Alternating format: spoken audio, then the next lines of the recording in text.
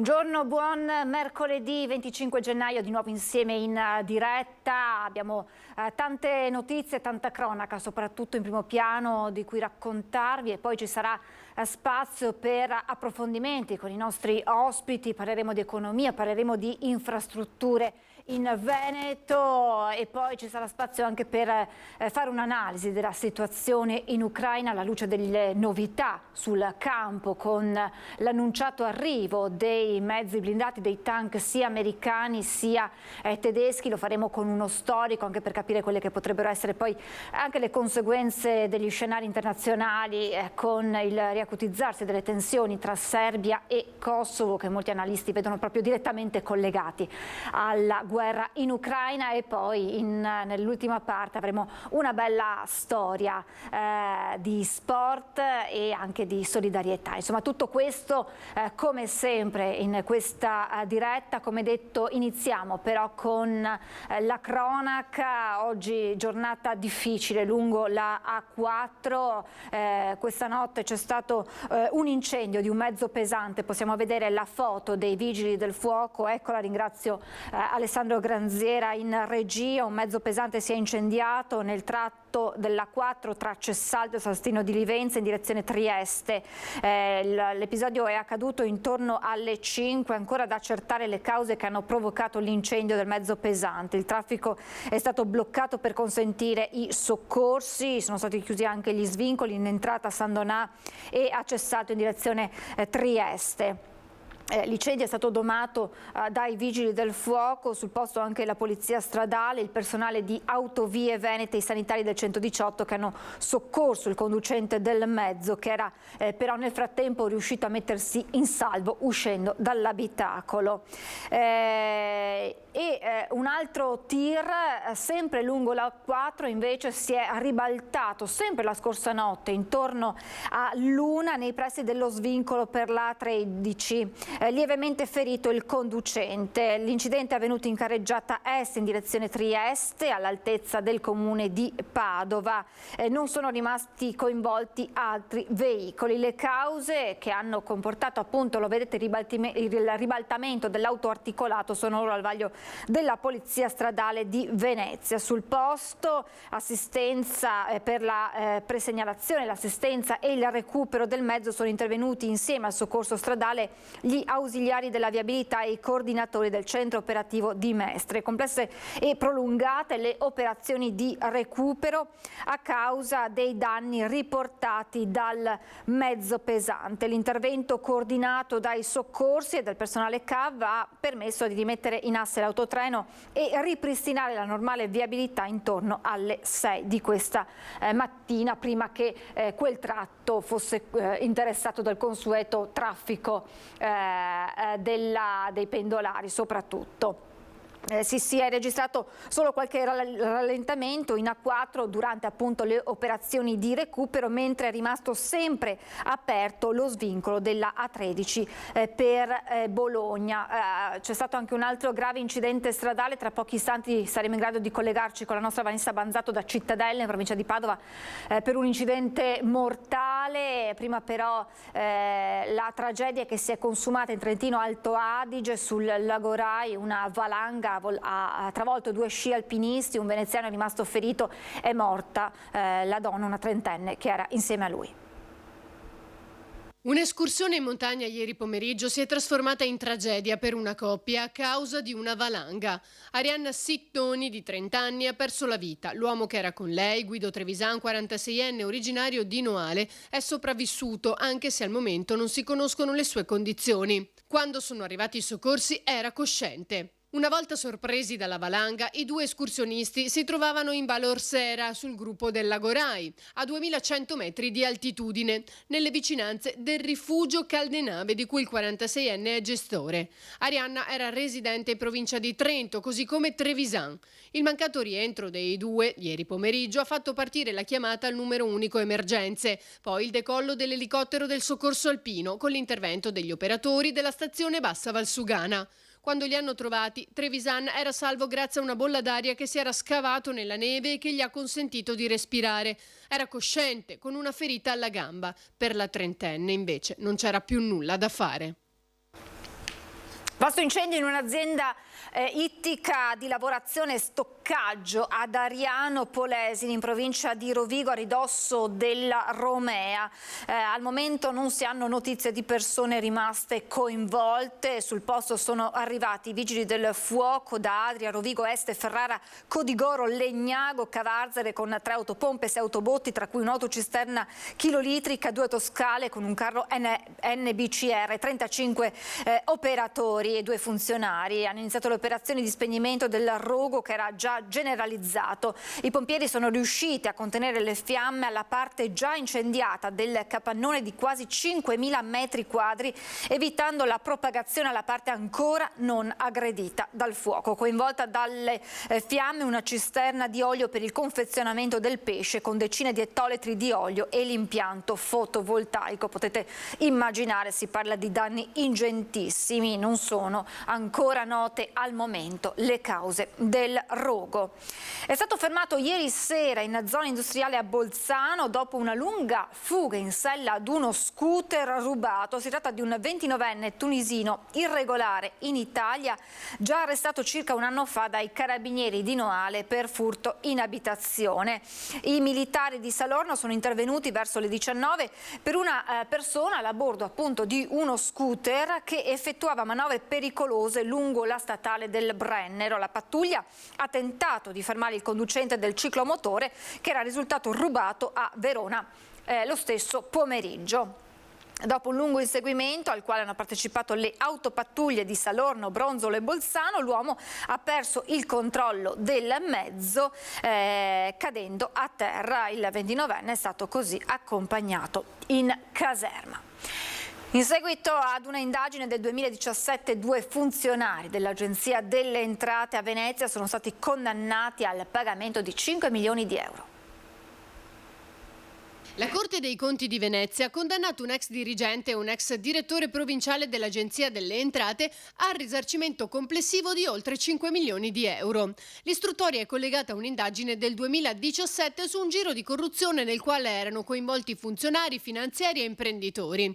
In sostanza, gli addetti alla riscossione delle tasse avrebbero ricevuto denaro da una serie di imprenditori in cambio di sconti illegittimi sulle loro cartelle esattoriali. L'epilogo finale di una vicenda nota nella quale questi 2 funzionari, tra gli altri, perché peraltro non erano da soli, avevano addomesticato degli accertamenti tributari nei confronti di alcuni contribuenti, scontando loro indebitamente una grossa parte dell'imposta.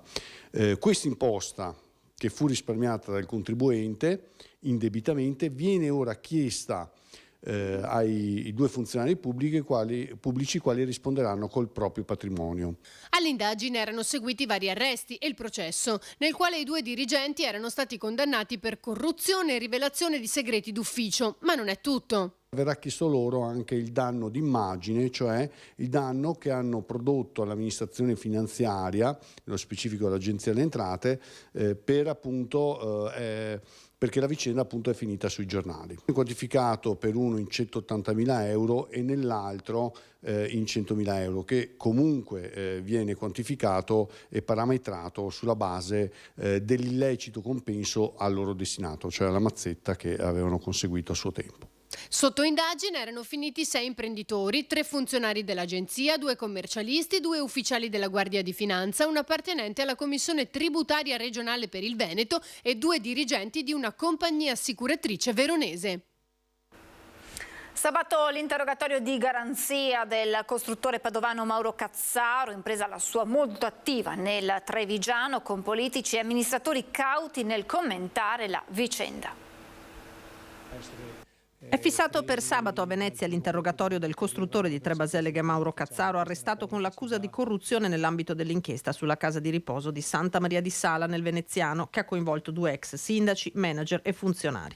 Un rapporto stretto, quello tra la Cazzaro Costruzioni e la marca trevigiana. L'impresa non ha realizzato solamente il bosco verticale progettato dall'archistar Stefano Boeri, ma sta portando avanti in centro a Treviso un altro cantiere di pregio in piazzetta Sant'Andrea e si appresta a partire con un altro intervento ancora in via Montello. In quelle occasioni che ho avuto modo di confrontarmi con Cazzaro e con la sua azienda per quanto riguarda le operazioni fatte nel comune di Treviso, sono state operazioni assolutamente trasparenti e regolari. Conte non ha motivo di pensare che i cantieri in corso possano subire una battuta d'arresto, né ha dubbi sul discusso bosco verticale. Da presidente dell'Anci Veneto si rivolge semmai ai sindaci. Non ci sono margini per dire si lavora rispettando le regole o si lavora non rispettandole, non c'è discrezionalità sul tema, si lavora esclusivamente nel rispetto delle leggi e delle regole. La cautela rispetto ai fatti di Santa Maria di Sala è trasversale nel mondo politico trevigiano. Che l'aspetto più preoccupante della vicenda è appunto il coinvolgimento della cosa pubblica, insomma del bene comune, dell'amministrazione locale. Quando le cose ti accadono molto vicino e vedi che ci sono persone che assolutamente poi viene dimostrato che non hanno fatto nulla, che comunque vengono messe agli arresti domiciliari perché c'è comunque un pericolo di inquinare le prove. E quindi sono estremamente prudente. Chi poi in Italia rischia e fa impresa, eccetera, credo che debba mettere in preventivo anche queste cose qui, nel senso che le variabili ormai sono tante e molte sono le persone che hanno voglia di galoppare certe cose. Io rimango garantista e mi auguro che poi la verità venga fuori. Abbiamo la magistratura che starà facendo il suo corso, come sappiamo lo fa in modo adeguato e preciso, quindi io sono dell'idea che sì, ovviamente oggi si è alzato un polverone, questo polverone andremo a vedere quando sarà il momento chi ha effettivamente le responsabilità del caso. Ci spostiamo a Trieste, un italiano e un cittadino albanese sono stati arrestati, avevano minacciato con una pistola un passeggero a bordo di un treno regionale Trieste-Venezia, ma l'uomo non si è lasciato intimidire. Sono stati arrestati 2 giovani, un italiano e un albanese, che sabato sera a bordo del regionale Venezia-Trieste avevano puntato una pistola contro un passeggero straniero, intimandogli la consegna del denaro. Il fatto è accaduto mentre il convoglio giungeva a Monfalcone. I ragazzi volevano che l'uomo pagasse loro il biglietto. Il passeggero aveva detto che li avrebbe aiutati se fosse arrivato il controllore. I due sulle prime si erano allontanati, poi sono tornati all'attacco minacciandolo. Non avevano però fatto i conti con la reazione dell'uomo, che era riuscito a divincolarsi e rifugiarsi nella carrozza successiva, dove ha potuto contare sull'aiuto di numerosi passeggeri, uno dei quali ha avvertito la polizia.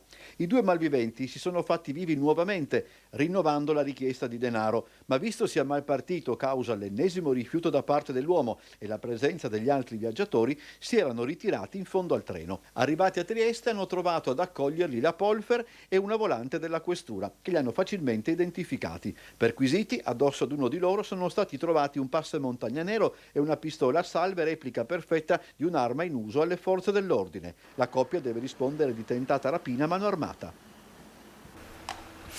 Presentato il bilancio del NAS di Padova per il 2022, tra le operazioni che il nucleo antisofisticazioni e sanità dei Carabinieri ha effettuato, anche quella che ha fatto emergere una rete di false vaccinazioni per ottenere il Green Pass nel Vicentino. Su segnalazioni di alcuni cittadini che si ricavano da questo medico, che avevano avuto sentore che c'era questo medico che rilasciava queste false certificazioni senza ottemplare a fare il vaccino, e quindi abbiamo fatto delle attività tecniche, abbiamo fatto dei servizi, abbiamo scoperto che questo medico praticamente dietro compenso di 300 euro a persona rilasciava questi falsi vaccinazioni di avvenuta vaccinazione senza averli effettuati. E con il medico vicentino sono state arrestate altre 6 persone nell'ambito di un'operazione dei Carabinieri del NAS di Padova, 278 casi di false attestazioni di avvenuto vaccino.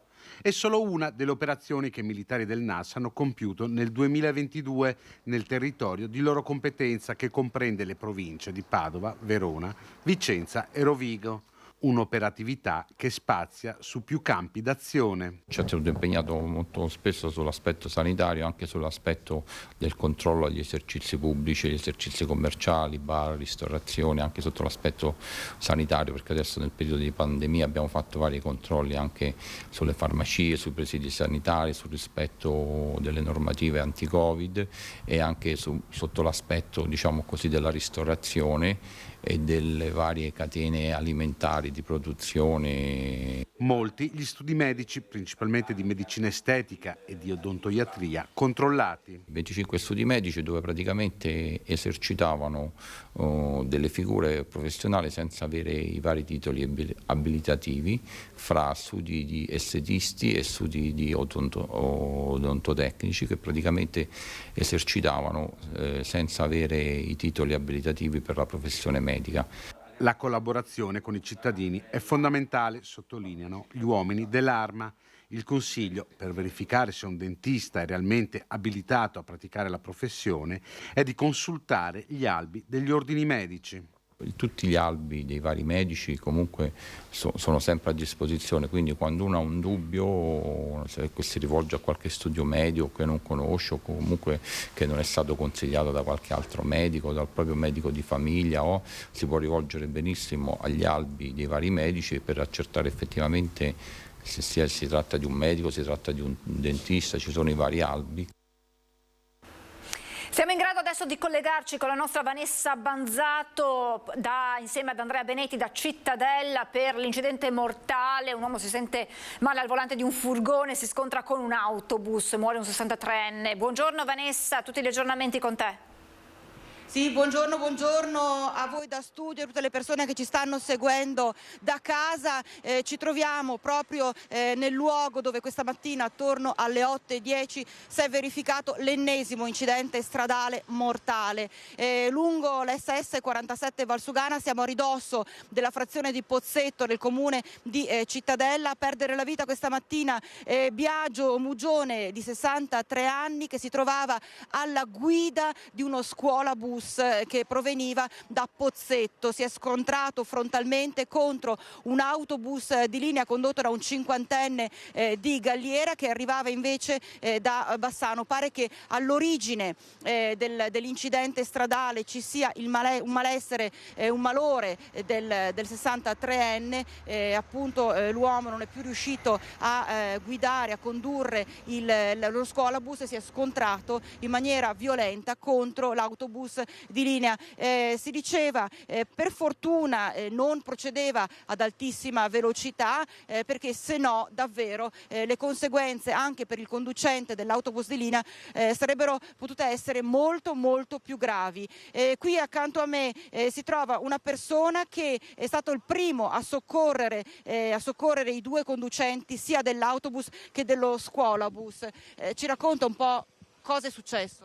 Sì, ero in officina alle 8:05, ho sentito il clacson dell'autobus di linea e dopo subito ho sentito il botto del frontale e sono uscito, c'era già l'autista che seguiva l'autobus del scuolabus e con Leverino abbiamo aperto l'autobus scuolabus, però non era cosciente l'autista. Subito sono arrivati il 118 e assieme ai pompieri hanno aperto il portellone destro e lo hanno estratto dal portellone destro, però hanno constatato subito che non c'era più niente da fare, insomma.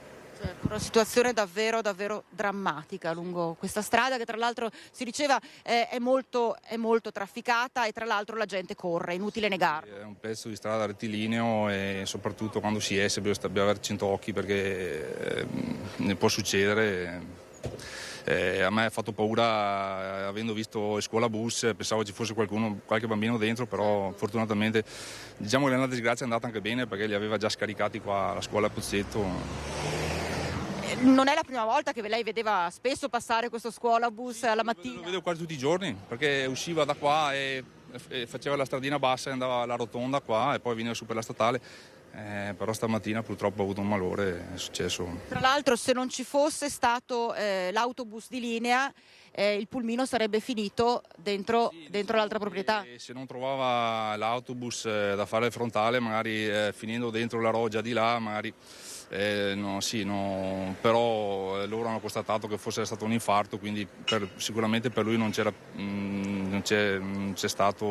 niente da fare, però almeno non faceva il frontale con l'autobus.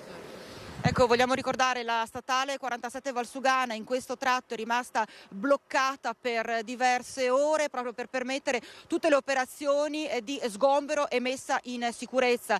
Sono stati portati via i mezzi, almeno il primo, intanto lo scuolabus, l'autobus di linea è ancora, lo vedete alle mie spalle, riaperta a senso alternato di marcia attorno alle 11 e attorno alle 11:30, quindi insomma adesso bisogna aspettare che venga liberata completamente la carreggiata per poi riaprirla. Se non avete domande da studio vi ricedo la linea.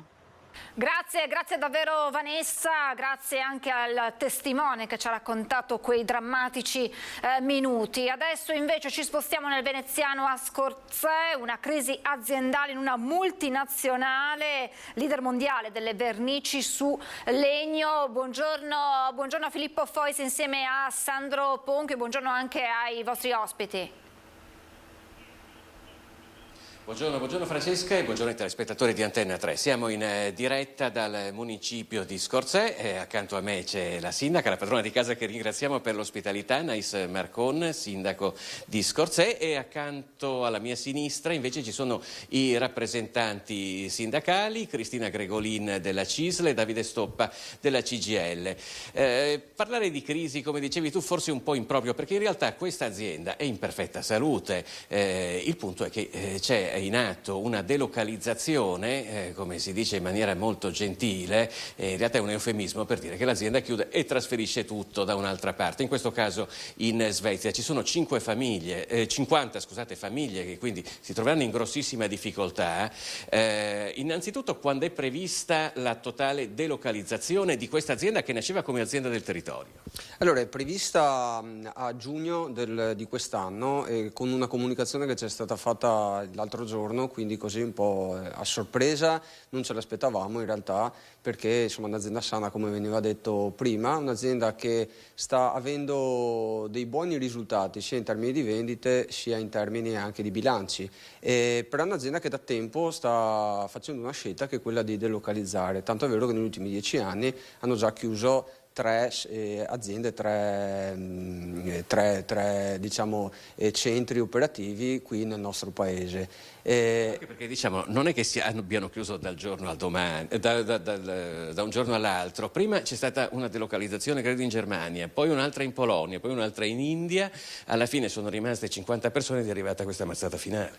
Sì, esatto, è arrivata questa mazzata finale dove l'azienda ci ha comunicato appunto la chiusura per giugno e il successivo smantellamento del sito di Peseggia e il trasferimento delle materie che venivano prodotte qui a Peseggia a Malmö in Svezia, dove hanno un'azienda gemella praticamente, quindi è stata una scelta probabilmente ponderata già da tempo, che hanno sempre negato alle domande ben precise che noi facevamo all'azienda, perché ventilavamo questa possibilità visto i pregressi, diciamo, e quindi una scelta che è dovuta probabilmente ad una strategia a livello economico. A loro conviene di più probabilmente trasferire tutto lì, chiudere il sito di Peseggia senza pensare ovviamente alle 50 famiglie che resteranno senza lavoro e che dovranno probabilmente usufruire degli ammortizzatori sociali, anche se il nostro scopo, come dicevamo prima, sarà quello di tentare il tutto per cercare di capire se c'è qualche apertura da parte dell'azienda nel mantenere la produzione o riportare la produzione qui,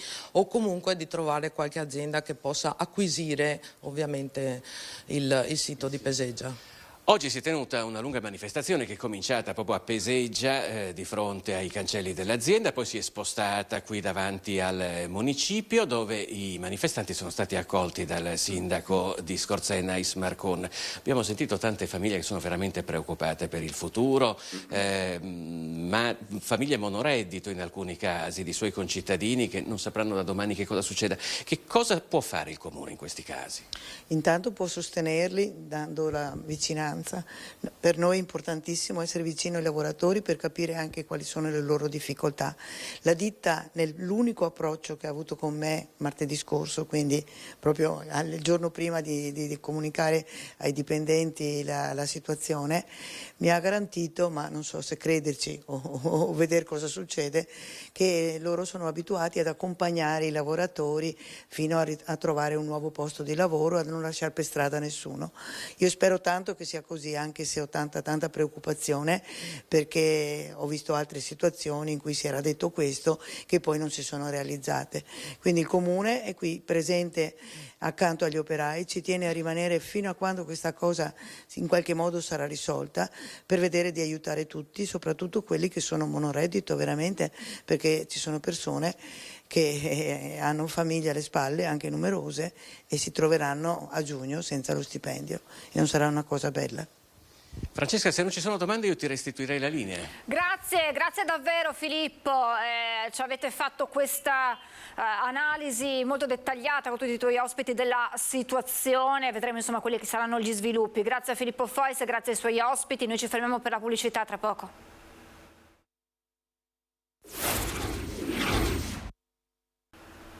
Rieccoci in diretta subito a Padova con il nostro Federico Fusetti, che vedo insieme ad un ospite perché ci sono degli aggiornamenti, anzi facciamo il punto per lo sciopero dei benzinai. Ieri è stata una giornata convulsa, in extremis il governo aveva convocato le sigle sindacali per cercare di sospendere lo sciopero che c'è stato, è partito alle 19, ma per la sigla che fa riferimento alla Confesercenti, sciopero solo di 24 ore, più o meno così. Sono riuscita a riassumere correttamente, ma dice esattamente com'è la situazione. Federico, buongiorno a te, buongiorno al tuo ospite. Buongiorno Francesca, hai riassunto bene la situazione. Questa era una conferenza stampa, insomma, per spiegare un po' i motivi che hanno portato la FAIB Confesercenti a ridurre lo sciopero a un giorno anziché 2. Ed è stata una conferenza stampa anche accesa, perché in realtà, insomma, giornalisti che rappresentiamo un po' anche i consumatori, abbiamo fatto tante domande, qualcuna anche insomma con toni che si sono alzati, ma perché voi insomma in un certo senso volete davvero che sia trasparente il motivo per cui avete scelto soprattutto di ridurre a un giorno, e anche questa questione dei prezzi che non si capisce chi li decide veramente. Allora intanto Flavio Convento, FAIB Confesercenti Vicenza e Padova, le chiedo di quanti impianti stiamo parlando fra le due province. Abbiamo circa 150 impianti a Padova e un centinaio a Vicenza che rappresentiamo, quindi sicuramente è stata una conferenza stampa molto animata, perché giustamente sentiamo il problema. Spesso ci viene additato il fatto che andiamo contro i consumatori, che questo assolutamente non è vero. Il nostro interesse è che la benzina diminuisca il prezzo della benzina, anche perché come abbiamo sempre detto, il gestore guadagna 3,5 centesimi al litro lordi, quindi non va a percentuale. Più litri di carburante vende l'impianto, più soldi guadagna il gestore. Quindi è una campagna fatta non contro i consumatori, anzi la presa di coscienza che abbiamo fatto, un passo indietro, quindi ridurre di 24 ore, visto l'apertura da parte del governo a una serie di indicazioni che avevamo date e anche confermate, abbiamo preso l'impegno di ridurlo di 24 ore. E adesso cosa succederà?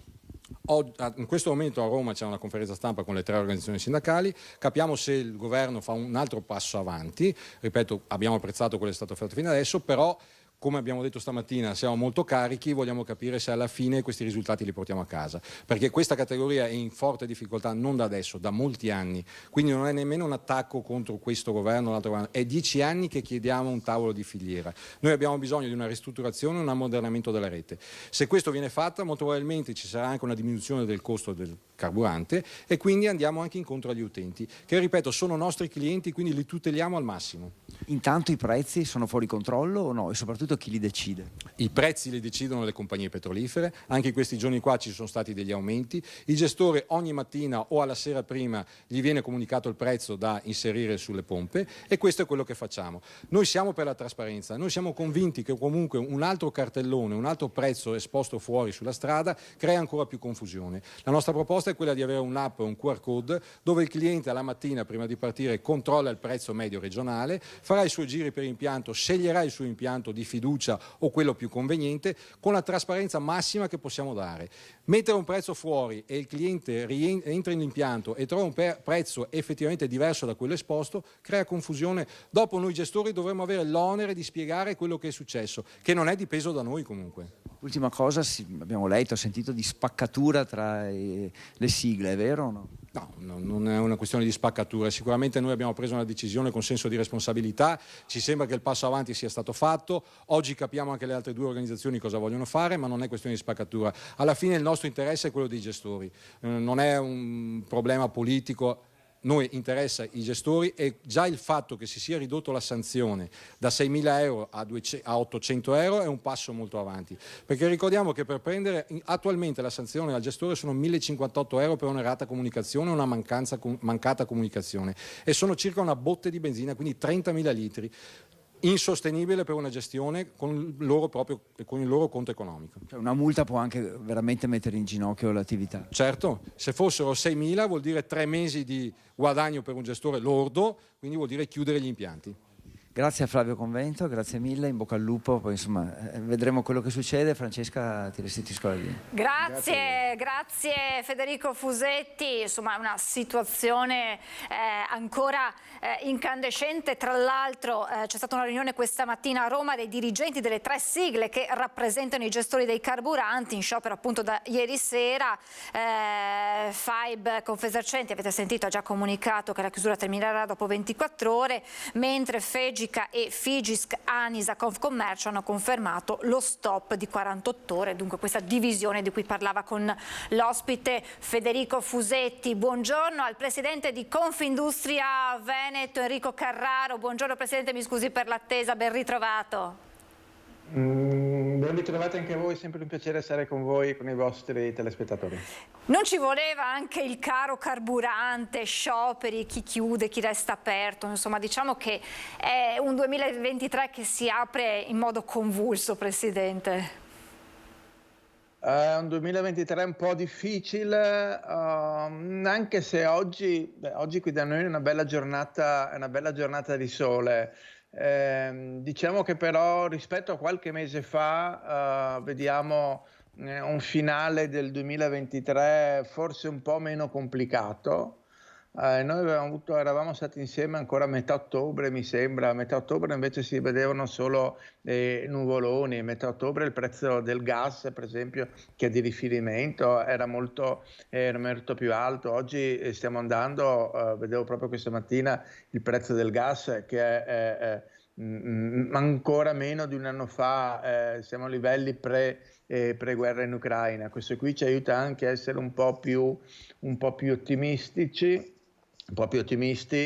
Immagino che ci sarà qualcuno che mi sta sentendo, che ci sta sentendo, che magari sta vivendo con la sua azienda oppure l'azienda dove lavora momenti complicati. Nel complesso però il sistema dell'industria veneto sta tenendo, c'è sicuramente un rallentamento non così grave, non così forte come lo pensavamo qualche mese fa.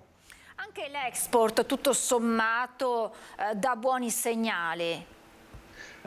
Sì, tutto il comparto magari legato all'automotive tedesca ha ancora un po' di difficoltà perché ci sono stati grandi importanti rallentamenti anche in Germania, però l'arredo, adesso anche la moda, così chi più chi meno, però stiamo lavorando tutti abbastanza bene.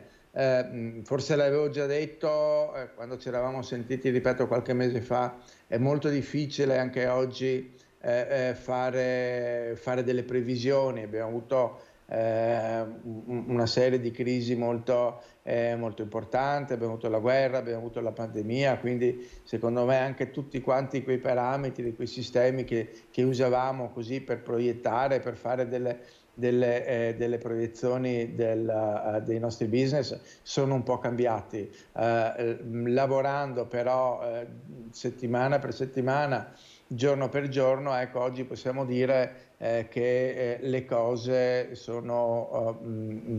potrebbero essere meno dure. Andiamo incontro a un primo semestre.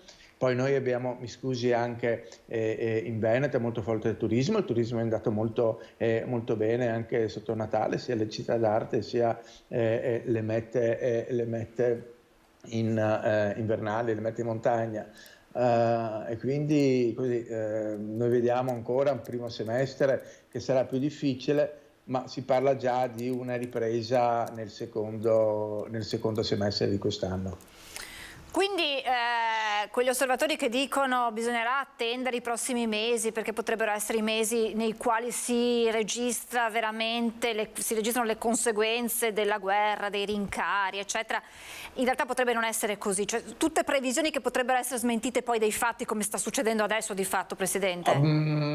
Come sta succedendo di fatto è molto difficile fare le previsioni, c'è ancora chi prevede così una grandi difficoltà per il 2023, ma giorno per giorno noi stiamo vedendo, lo vediamo con le nostre aziende. Poi io parlo per il Veneto, anche se in Italia, almeno nell'Italia del Nord, è abbastanza simile questo sentimento, le cose sono e potranno essere meno complicate, ma siccome ne abbiamo viste di tutti i colori, dobbiamo essere sempre pronti, quindi a guardare anche così alle possibilità di invece che ci sia una forte contrazione del sistema produttivo. Di fatto però oggi non vediamo, ci sono sì dei casi anche delle crisi aziendali, ma non come pensavamo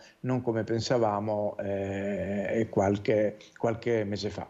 C'è qualche settore che più di altri soffre o queste crisi aziendali, insomma, diciamo così, sono un po' a macchia di leopardo tra i vari settori? Sono a macchia di leopardo, dipendono molto dalle aziende. Noi, come ha detto lei giustamente prima, siamo molto forti dell'export, ci sono molte aziende e qui forse sono più performanti le aziende medie, medio-piccole, che sanno più approfittare così di mercati che si aprono. Noi siamo stati molto forti nell'export anche nei momenti di maggiore difficoltà. Si continua a parlare di reshoring e c'è qualche cosa di vero, perché si stanno accorciando un po' quelle che sono le catene del valore, le catene della fornitura, quindi sta anche rientrando qualche produzione. Abbiamo un contesto che non ci aiuta, perché abbiamo un problema di costo del lavoro che è ancora molto alto, dicono fiscale, non si è ancora, prima parlavo, il mercato del gas si è molto raffreddato, ma le imprese nei cittadini ne hanno avuto ancora evidenza nei conti della benzina, nei conti dell'energia elettrica, questo però ci sono delle prospettive diverse. Ripeto, questo non ci deve fare rallentare la tensione che abbiamo tutti, perché, ripeto, se poi il gas costa meno, perché c'è stata anche una campagna di sensibilizzazione verso i cittadini, verso le imprese, abbiamo speso meno, abbiamo contenuto un po' anche i nostri costi, quindi ecco, sono queste. Oggi è questo un po' il sentimento che abbiamo.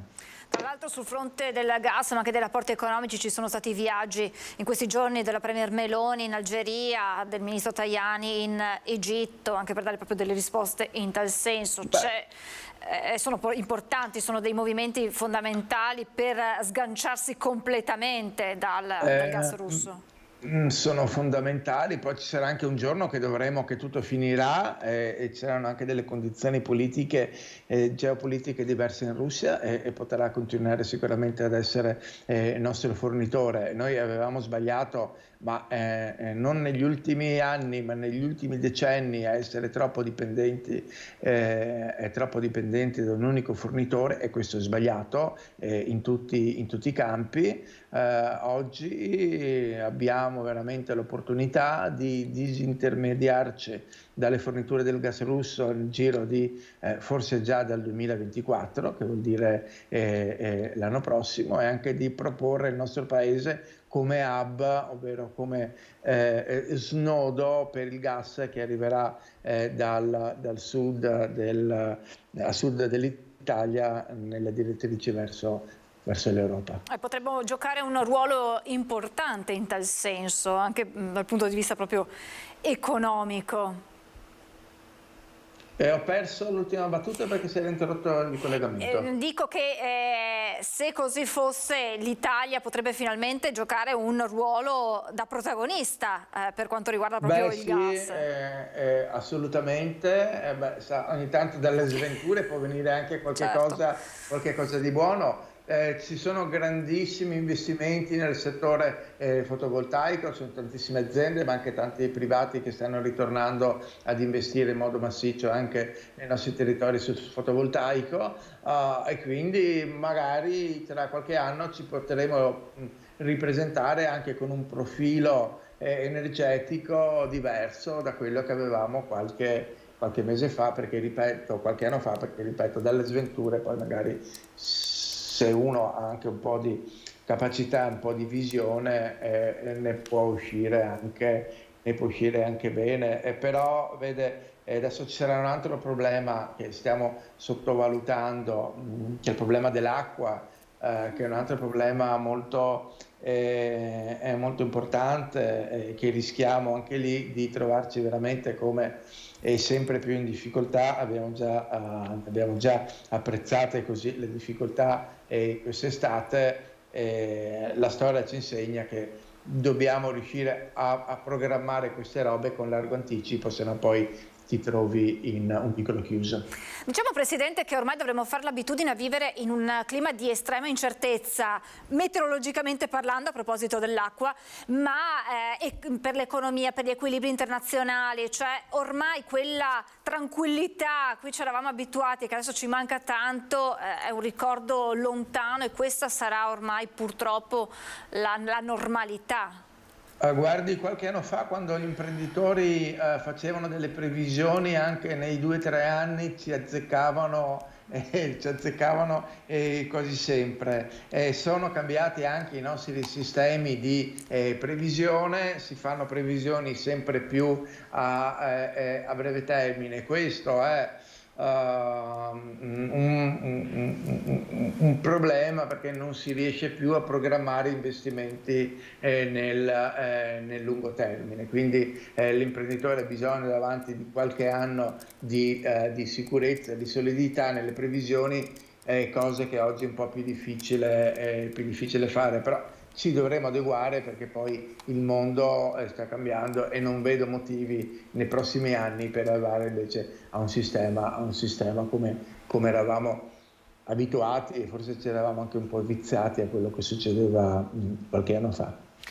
Presidente, le faccio un'ultima domanda relativa alle Olimpiadi del 2026, perché sappiamo essere una sfida fondamentale non solo per Cortina, non solo per il bellunese, ma per tutto il Veneto. Avremo gli occhi puntati del mondo e diciamo che dal bellunese arriva un grido d'aiuto per quanto riguarda le infrastrutture, le opere viarie, e la Presidente di Confindustria Belluno, Loren Berton, qualche mese fa ci aveva detto: fa un po' male sentir parlare il ministro del ponte sullo stretto di Messina e poco di quelle che invece sono le infrastrutture in un'area importantissima per l'Italia, per la regione Veneto. Fa male anche a lei?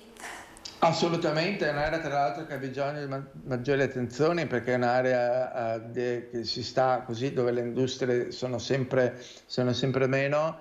È incredibile che per un evento così importante non ci siano tutte le istituzioni romane, lasciatemi dire, vicino a noi. Non rischiamo veramente, e alcune partite sulla viabilità secondo me le abbiamo già perse, perché non potranno essere pronte per la data delle Olimpiadi. Non vorrei che così buttassimo via un'occasione importante per il nostro paese, ma soprattutto per il bellunese, che è una parte del nostro paese che andrebbe particolarmente e che ha bisogno di tutte le nostre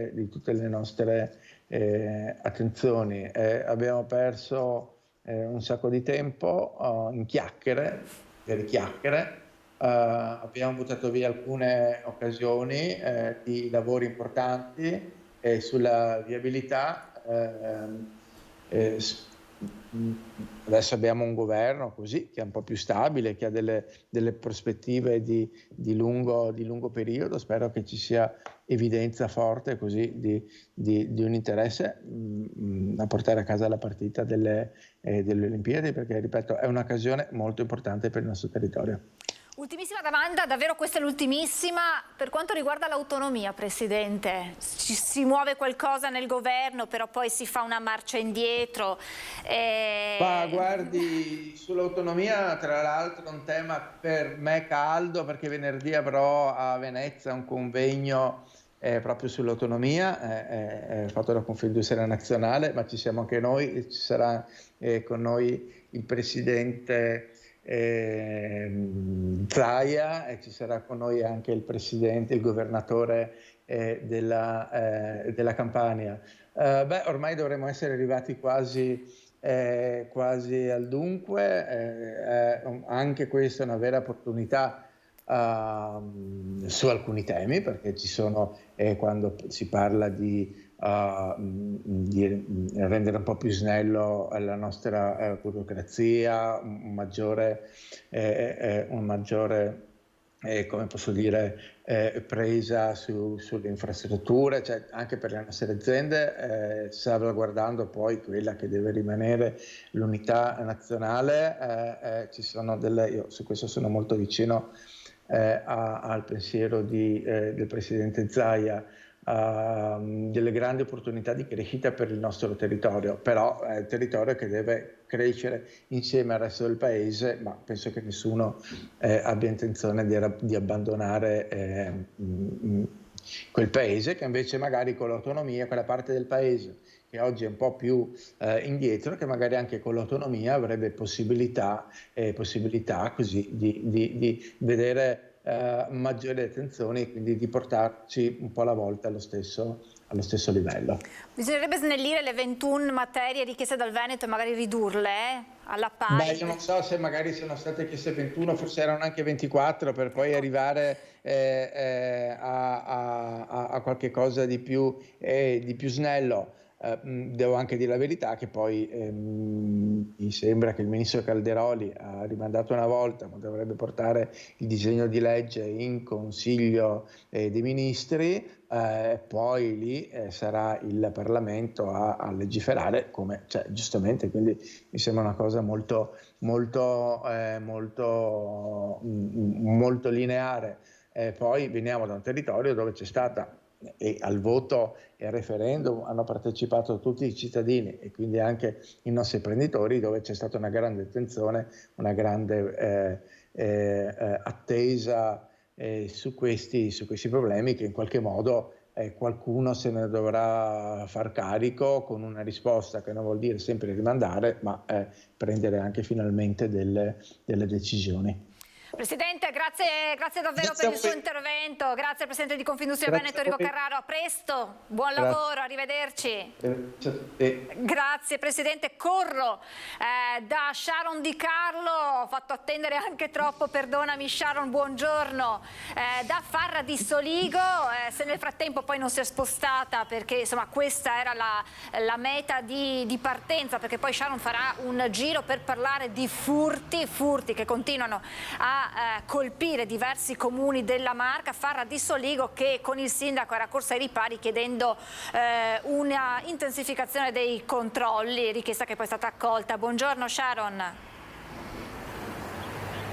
Buongiorno Francesca e buongiorno a tutti i telespettatori di Antena 3. Lo hai detto tu, la cronaca di questi giorni ci porta ancora una volta a parlare di furti nelle case. Ve l'abbiamo raccontato, ma soprattutto ce l'avete raccontato voi, cittadini e telespettatori, con le vostre testimonianze, con le vostre segnalazioni. Gennaio, dicembre sono stati mesi molto critici nella Marca per i furti nelle case. L'ultimo episodio di cronaca ieri a Susegana, dove una banda di ladri ha letteralmente assaltato una palazzina in via De Gasperi. Ci troviamo, come ricordavi, a Fara di Soligo col sindaco. Buongiorno sindaco. Buongiorno a tutti i telespettatori. Sindaco, lei 20 giorni fa, appunto per la situazione che c'era qui a Fara di Soligo, molto delicata, ha scritto una lettera al prefetto per chiedere maggior sicurezza con l'intervento di maggior forze dell'ordine. Facciamo un bilancio, com'è andata?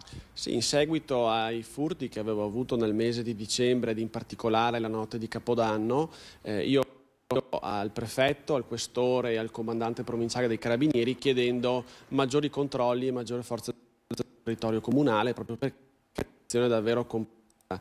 Devo dire che questa richiesta è stata fin da subito accolta e sono iniziati nel territorio, ma in tutto il quartiere del Piave, tutta una serie di controlli maggiori da parte di forze dell'ordine che sono state mandate nel territorio apposta, tra cui anche è stata fatta una grossa operazione 2 venerdì fa circa, con una serie di posti di blocco e di controlli a tappeto in tutto il territorio comunale, in tutta la zona. Per ora, e mi auguro insomma così, la situazione pare rientrata, anche se io continuo a dire di tenere in alto la guardia e guardare e controllare sempre che non ci siano strani movimenti. Per questo continuate alle forze dell'ordine, ai carabinieri e persone. Devo dire che la cittadinanza sta rispondendo molto bene e anche i carabinieri questo me lo confermano. Quindi sindaco, in questi 20 giorni di sorveglianza speciale non ci sono altri episodi? Abbiamo avuto fortunatamente altri episodi, probabilmente proprio perché anche la forte presenza di carabinieri, di forze dell'ordine nel territorio comunale ha fatto sì che questi malviventi o si spostassero o insomma desistessero, che era un po' quello che noi volevamo fare. Prenderli è sempre molto difficile, però comunque devo dire che un'attività di questo tipo, quindi presente ed attiva, ha fatto sì che per ora la situazione sia rientrata alla normalità. E i cittadini si sentono più sicuri? Ma i cittadini con la presenza dell'ordine sicuramente sono più sicuri. Devo dire che qui abbiamo respirato, se così possiamo dire, 2 sentiment, quello della rabbia per il fatto che appunto ci sono state queste intrusioni in casa, quindi la violazione della privacy, dall'altro lato anche la paura di trovarsi qualcuno in casa o di andare a casa e trovarsi la casa aperta e svaligiata.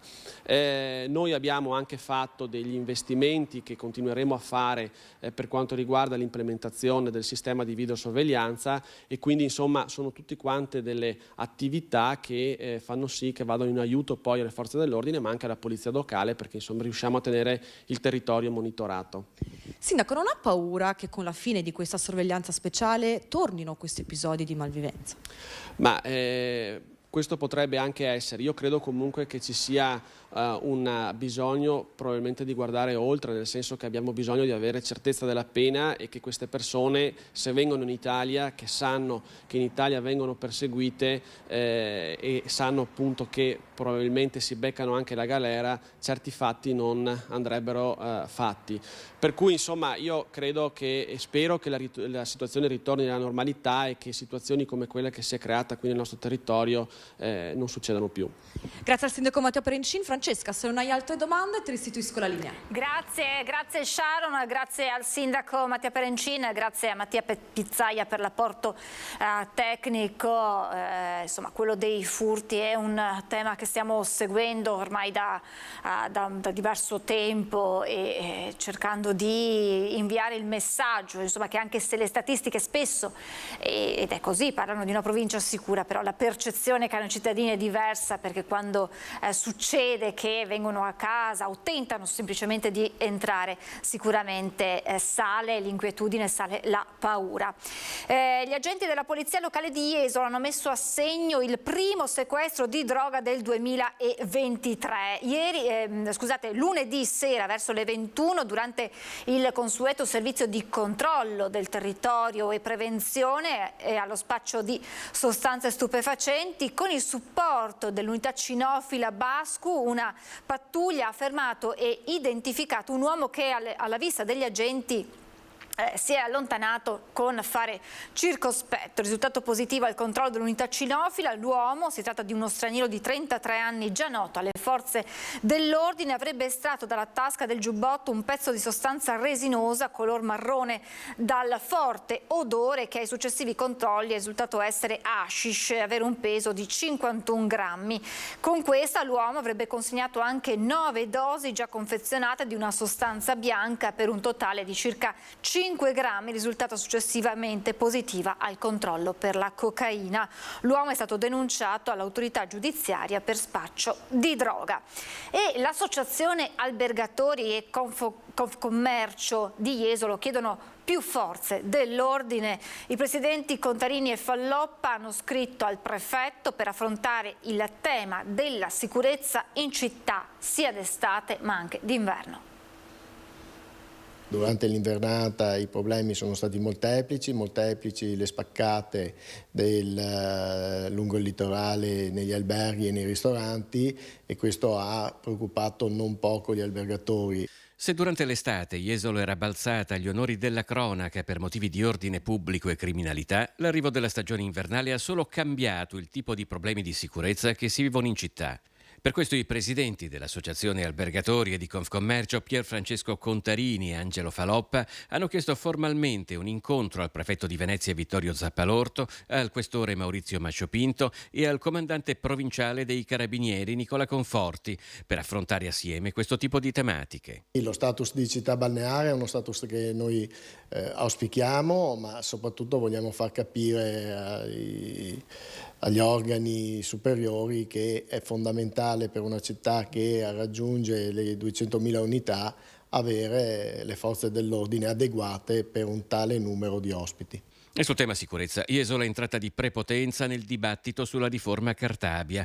Ad inizio anno, infatti, 2 ladri colti in flagranza durante una spaccata in un albergo chiuso erano stati rilasciati poco dopo in assenza di una denuncia della parte lesa, un fatto che aveva creato vivaci polemiche e forti malumori. Finalmente vediamo che le istituzioni ci danno ragione e cercheremo di capire se c'è la giusta opportunità per evitare le problematiche che sono scaturite quest'inverno, dove mancando una denuncia, pur essendo stati colti in flagranza di reato, non hanno subito alcuna pena. E adesso andiamo a Vicenza con il nostro Carlo Inghilleri insieme al sindaco Rucco che ci darà probabilmente, o lo sentiremo ora, un annuncio importante in vista delle amministrative. Buongiorno Carlo e buongiorno naturalmente anche al sindaco Rucco. Buongiorno a tutti i telespettatori da Campomarzo. Mi trovo con il sindaco di Vicenza, Francesco Rucco, e con la moglie, Ilaria Gusella. Siete qui per un annuncio importante. Da Campomarzo, simbolo della lotta al degrado, alla politica. Perché oggi si annuncia che cosa? Oggi ho annunciato la mia candidatura a sindaco della città di Vicenza per il prossimo mandato 2023-2028. Ecco, forse non tutti i telespettatori lo sanno, ma la moglie del sindaco, Ilaria Gusella, è una cantante lirica. Oggi però l'acuto lo fa Francesco Rucco. Sì, abbiamo fatto l'acuto e ritengo che la richiesta che rivolgo ai miei concittadini è un atto di fiducia per le prossime elezioni comunali a sostegno di un progetto civico che va avanti, sostenuto dall'area del centrodestra. Ecco, certo, siamo qui con anche sua moglie perché è una candidatura, insomma, sono affari di famiglia. Sì, io ci ho messo qualche mese a sciogliere la riserva perché ho fatto delle valutazioni anche di natura personale. La famiglia è stata determinante nella scelta che annuncio oggi, e anche il mio mondo lavorativo. Io sono un professionista e quindi ho dovuto condividere con piacere con i miei colleghi, e quindi ringrazio tutti per la fiducia che mi hanno dato, e adesso la chiedo naturalmente ai miei concittadini. Ecco, a scanso di equivoci, perché si è molto parlato, molto chiacchierato sulla sua candidatura che tardava ad arrivare, a tessere di partito ultimamente? No, nonostante tentino di addebitarmene, no, io non ho testa di partito, ho un progetto civico chiaro che voglio portare a compimento e ci vuole un altro mandato amministrativo di 5 anni per poterlo fare. Quindi Francesco Rucco, candidato civico appoggiato dai partiti di centrodestra, quindi Fratelli d'Italia, Lega e Forza Italia. E anche Coraggio Italia e UDC, che sono 2 partiti importanti che sono in coalizione del centrodestra, e poi credo che sia opportuno che sentiate anche loro per la conferma. No, noi lo diciamo già, lo diciamo ai nostri telespettatori, li abbiamo contattati nel telegiornale che andrà in onda stasera, sentirete anche dalla voce dei coordinatori provinciali che c'è un pieno appoggio alla candidatura di Francesco Rucco. Adesso bisogna chiudere con una promessa a questo punto, visto che l'annuncio arriva da qua, da Campomarzo. Qual è la promessa? Beh, la promessa è intanto di portare a compimento un progetto civico che passa anche per la riqualificazione urbana, per maggiore sicurezza e per una città che sta cambiando, che sta migliorando, sta crescendo notevolmente grazie a tutto il mondo produttivo e grazie ai suoi cittadini. Che chiedo che venga dato un atto di fiducia nei confronti del sindaco che possa completare questo percorso insieme ai cittadini. Insomma, come in una partita di calcio, abbiamo fatto il primo tempo, lei dice fatemi giocare anche il secondo tempo perché andrò in gol. In effetti dei progetti ci sono aperti, ci troviamo a Campomarzo. C'era una volta l'outlet Veneto della droga, in questi anni avete lavorato portando la sede distaccata della polizia locale, avete creato il NOS, il nucleo operativo speciale, che insieme alle pattuglie antidegrado della polizia locale lavora per pattugliare la città, pattugliamenti che sono stati intensificati, sono state aumentate le telecamere di videosorveglianza, ma soprattutto c'è un progetto con i fondi del PNRR per riqualificare questa zona, per dargli un nuovo volto. Sì, l'obiettivo è proprio questo, riqualificare, e lo facciamo sia dal punto di vista delle opere edili, quindi dell'arredo urbano e di tutte le sue funzioni, ma anche e soprattutto con una presenza costante e capillare della nostra polizia locale e di tutte le forze dell'ordine che collaborano con noi. Benissimo, allora in bocca al lupo a Francesco Rucco che finalmente si è deciso a togliere la maschera, a annunciare la sua candidatura, che era attesa. A questo punto sono già 2 i candidati: Francesco Rucco per il centrodestra, candidato civico appoggiato dai partiti di centrodestra, e Giacomo Possamai, candidato del Partito Democratico. Se ne aggiungeranno altri di candidati, la partita è appena iniziata. Oggi abbiamo annunciato la candidatura del sindaco uscente Francesco Rucco, che ringrazio, in bocca al lupo. Saluto anche Ilaria Gusella e restituisco la linea allo studio. Grazie davvero per questo annuncio a Carlo Inghilleri, grazie naturalmente al sindaco Rucco insieme anche alla moglie. Insomma, entra nel vivo la campagna elettorale per le amministrative anche a Vicenza. Torniamo alla cronaca, quella passata è stata la prima notte tra i suoi cari e forse anche quello di ieri, il primo giorno di ritorno al lavoro per Walter Onichini, scarcerato lunedì e assegnato dal giudice all'affidamento in prova per 3 anni e 3 mesi. Sentiamo l'emozione nel racconto di un amico che lo ha reincontrato dopo tanto tempo. Silenzio, rispetto, discrezione intorno alla casa di Walter Onichini a Campo Nogara. Ha passato la prima notte tra i suoi cari e forse, ma non è detto, anche la prima giornata di lavoro nella ditta di lavorazione carni della sorella a Legnaro. Un grande desiderio di tornare alla normalità e di avere attorno volti amici. Che cosa vi siete detti appena vi siete visti? Ma senza entrare nei particolari, io l'ho abbracciato e per 30 secondi siamo stati in silenzio. È stato emozionante, ripeto, perché insomma sono emozioni da vivere e per dei veri amici come penso insomma di essere stato io per Walter, come Lucio Chiavegato e tanti altri che non sono ritornati alla ribalta oggi, ma gli hanno sempre voluto gran bene. Per noi è stata un'emozione come riavere un fratello in casa. La familiarità di una torta di pasticceria e magari di un bicchiere di spumante, con molte emozioni. Mi sono commosso più io di Walter, a dire la verità, perché insomma quando ritorna un papà di famiglia come Walter, un grande evento come Walter, non potevo che riabbracciarlo e commuovermi. Guardi, ho la pelle d'oca anche adesso che ne parlo. Diciamo che Walter non avrebbe mai dovuto varcare la soglia del carcere, perché un papà che difende i suoi familiari merita un premio in altri paesi. Purtroppo in Italia sappiamo che il ladro è libero, il latitante mai più ricercato, mi sembra. Gli altri 3 non sono mai stati trovati, c'è stato un accanimento per Walter. Cosa incredibile, ma adesso l'importante insomma è che sia a casa. La Procura della Repubblica di Verona ha aperto un fascicolo con l'ipotesi di reato di danneggiamento al patrimonio archeologico, storico e artistico nazionale per il crollo del basamento durante le operazioni di smontaggio della stella cometa che viene posizionata ogni anno, ormai da tantissimi anni, all'Arena di Verona in occasione delle festività natalizie, e basamento che appunto l'altro ieri si è staccato e ha danneggiato una ventina di metri di gradoni dell'arena. La Polizia Locale di Verona ha completato gli accertamenti consegnando la documentazione al sostituto procuratore Sergi, che coordina l'indagine e dovrebbe procedere nelle prossime ore all'iscrizione sul registro degli indagati. Il provvedimento dovrebbe riguardare la ditta incaricata per lo smontaggio della struttura. All'ultimo sopralluogo effettuato ieri erano presenti anche i carabinieri del nucleo tutela del patrimonio culturale di Venezia. Lunedì, e torniamo a Vicenza, l'ennesimo sciopero della polizia locale che continua lo stato di agitazione. Per superare queste tensioni il Comune propone agli agenti un pacchetto di proposte e in prefettura nei prossimi giorni ci sarà l'incontro decisivo. Vogliamo modificare in un'ottica migliorativa le condizioni soprattutto di sicurezza degli agenti di polizia locale. Più sicurezza per la polizia locale, meno ore di turno prolungato il venerdì e il sabato sera. Potrebbe essere questa l'equazione che, come risultato, dà 0 l'annullamento dello stato di agitazione degli agenti. In prefettura questa settimana si gioca una partita decisiva. Da una parte il Comune di Vicenza, dall'altra i sindacati.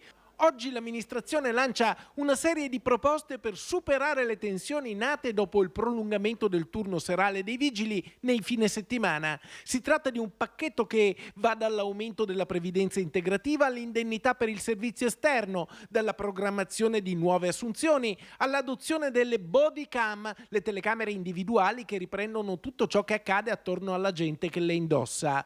Ma soprattutto i turni del venerdì e del sabato sera coinvolgerebbero solo i vigili under 60, a cui non sarebbero più chieste 2 ore in più, ma una sola, il venerdì e il sabato, e soltanto dal 1 maggio al 31 ottobre, quando le giornate sono più lunghe e la movida è più vivace. In più gli interventi verrebbero smistati in base alle competenze alla polizia locale, alla polizia stradale e ai carabinieri.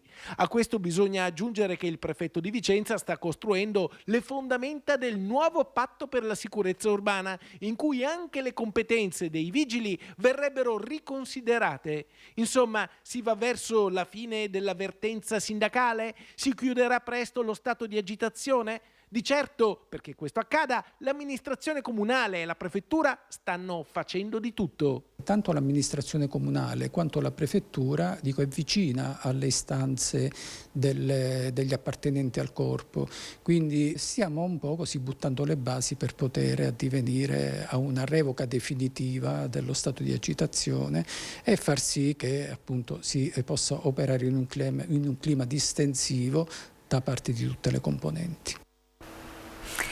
Abbiamo parlato di infrastrutture prima con il presidente di Confindustria Veneto Carrara, allora adesso facciamo davvero il punto della situazione con chi sta lavorando in modo incessante su questo fronte. Buongiorno, la intercettiamo in autostrada, buongiorno alla vicepresidente della Regione Veneto Elisa De Berti, ben ritrovata, grazie per essere con noi. Grazie a voi, grazie, buongiorno a tutti. Buongiorno. Allora, iniziamo con il tema caldo, le Olimpiadi, vicepresidente. Insomma, dalle categorie, da Confindustria, da commercianti, insomma, si chiedono delle risposte sul piano delle infrastrutture per le Olimpiadi, per dare delle risposte a chi arriverà per assistere ai giochi invernali. A che punto siamo? Perché si è parlato spesso di ritardi, vicepresidente. Sì, allora sicuramente i tempi non sono molto larghi perché tenete presente che per la costituzione della società infrastrutture e per mettere nelle condizioni il commissario di essere operativo con tutte poi le attività conseguenti anche di organizzazione della macchina, il Ministero ci ha impiegato la bellezza di 3 anni, quindi questi 3 anni sicuramente hanno portato via tempo ad interventi che potevano essere fatti con un po' più di tranquillità. Diciamo che sulle opere che sono essenziali ed indifferibili, senza le quali le Olimpiadi non si terrebbero, siamo nei tempi, lo ribadisco, non abbiamo tanti margini, però il commissario ci ha garantito che arriverà in tempo, quindi con il villaggio olimpico, con la pista da bob, con la ristrutturazione del trampolino, con il palazzetto del ghiaccio, eccetera. Poi ci sono tutti quegli interventi che sono essenziali ma non indifferibili, che sono gli interventi sulla viabilità. Abbiamo sempre detto che come interventi sulla viabilità fortemente richiesti, voluti dalla Regione Veneto e dal Presidente Zaia, ci sono la variante di Longarone e la variante di Cortina. Quello che noi vogliamo è che vengano realizzate, anche se parzialmente, perché si parla di realizzare a Longarone il viadotto e realizzare poi a seguire la galleria, che non sarà pronta per il 2026 ma sarà ovviamente conseguente. I cantieri continueranno oltre le Olimpiadi, e la variante di Cortina. Contiamo che anche se parzialmente queste 2 infrastrutture vengano realizzate, però poi ovviamente diventeranno un patrimonio che verrà lasciato al territorio. Io ci tengo a ribadire, e lo dico sempre, che senza le Olimpiadi, come le 3 varianti di San Vito, di Tai e di Valle, con i mondiali 2021, sono comunque interventi sulla viabilità che difficilmente sarebbero stati finanziati e realizzati se non ci fossero stati i mondiali 2021 e le Olimpiadi 2026.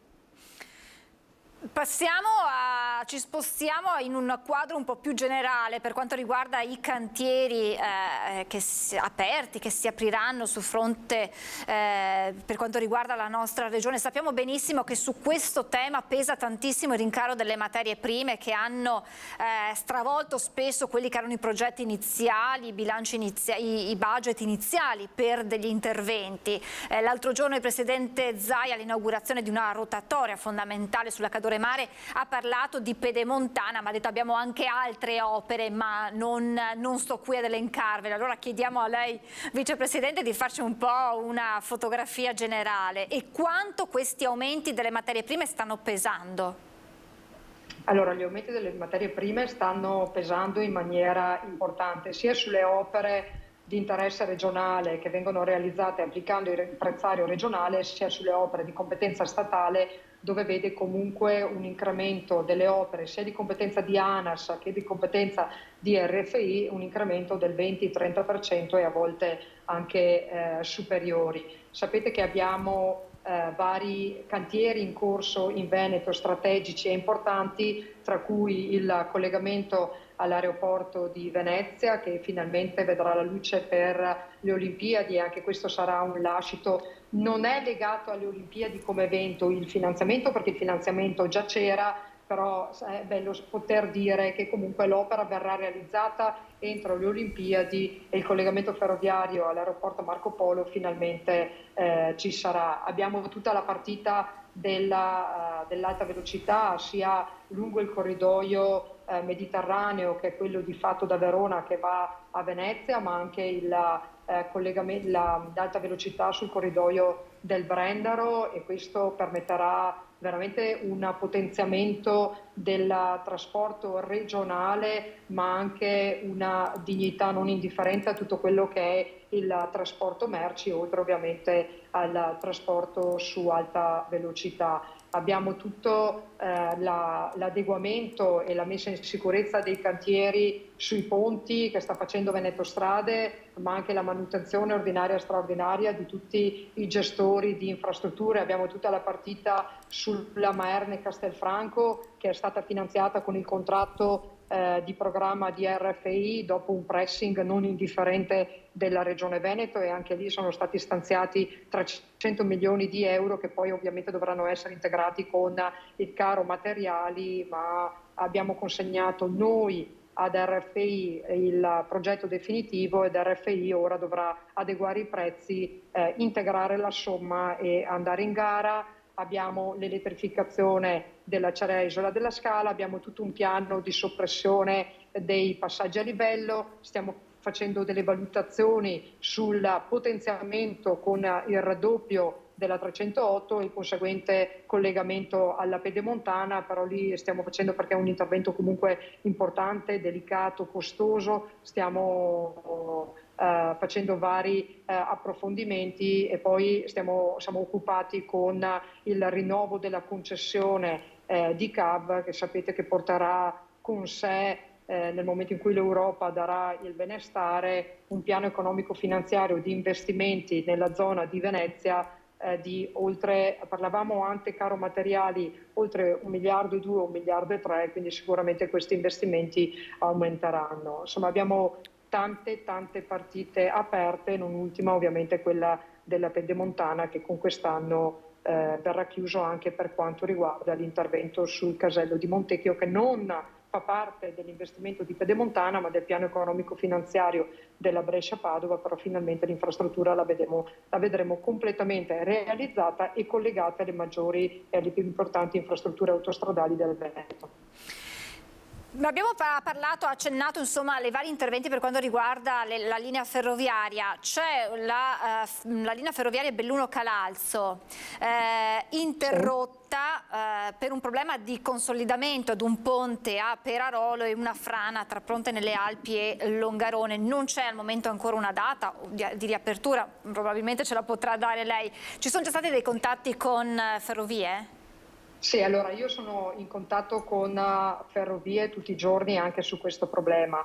Una data di riapertura c'è, i lavori stanno andando avanti, si parla di metà febbraio, quindi c'è da stringere i denti ancora 15-20 giorni, però di fatto se non ci saranno imprevisti verrà riaperta anche la linea Ponte nelle Alpi Calalzo.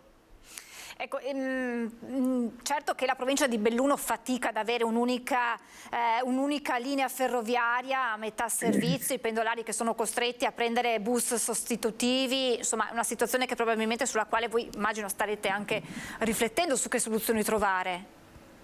Ma guardate, le manutenzioni soluzioni alternative non ce ne sono, l'infrastruttura ferroviaria è quella, l'importante è fare e quello che raccomandiamo noi, tanto sulle strade quanto sulle infrastrutture ferroviarie, di continuare a fare le adeguate manutenzioni ordinarie sull'infrastruttura per non trovarsi nel corso del tempo a problemi di cedimenti infrastrutturali come questo. Trenitalia è impegnata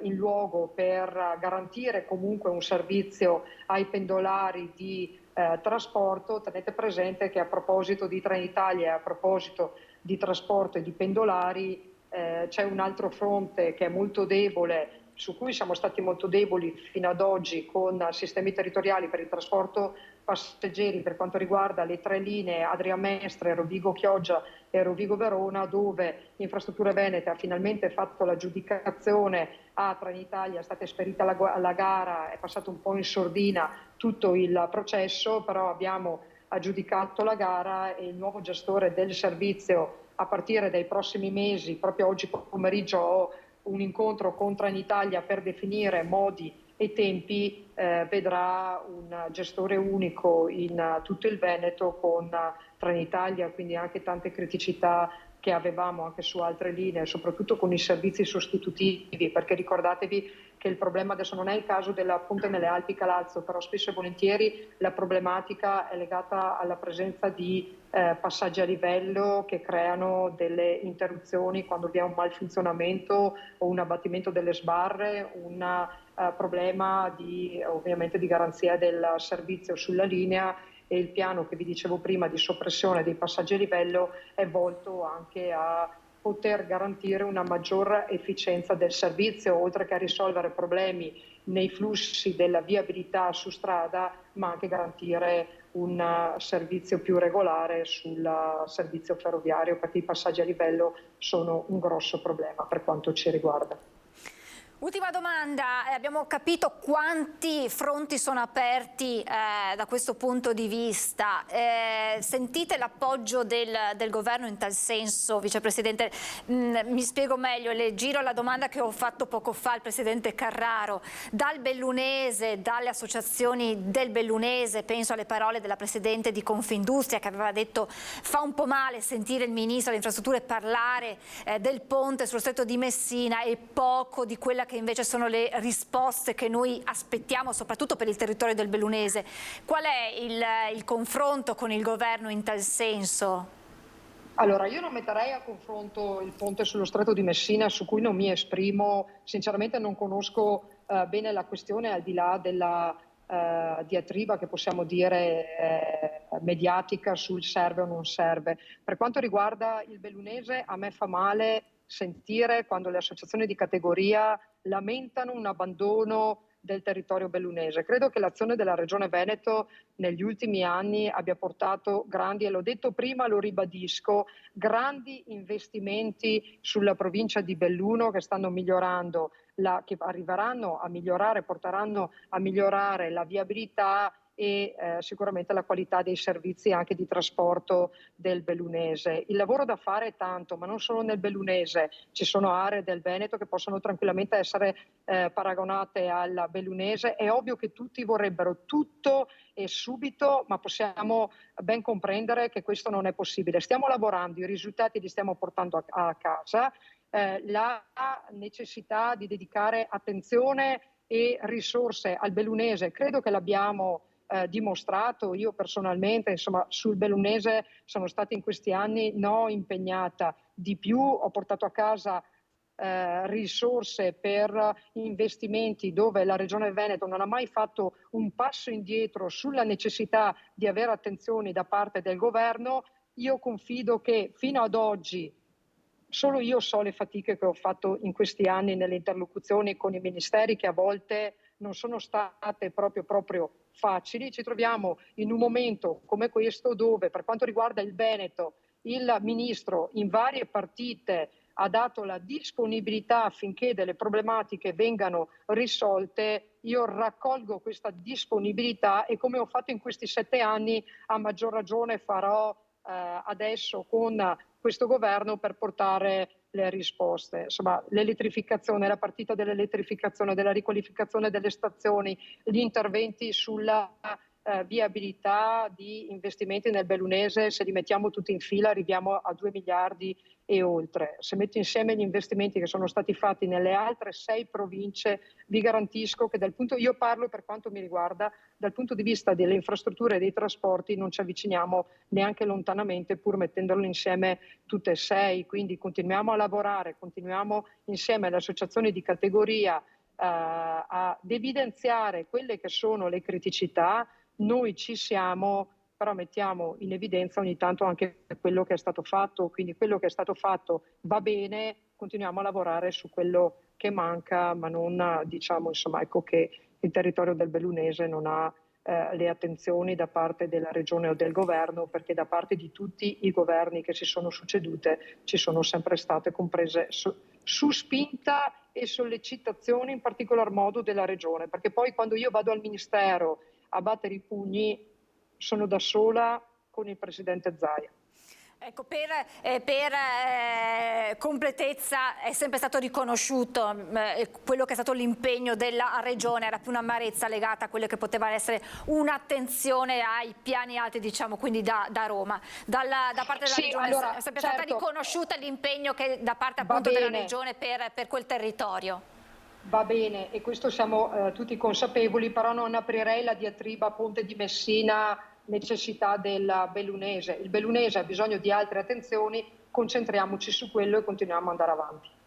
Grazie davvero, buon rientro, buon viaggio alla Vicepresidente della Regione Veneto Elisa De Berti, grazie davvero, a presto, a risentirci, grazie.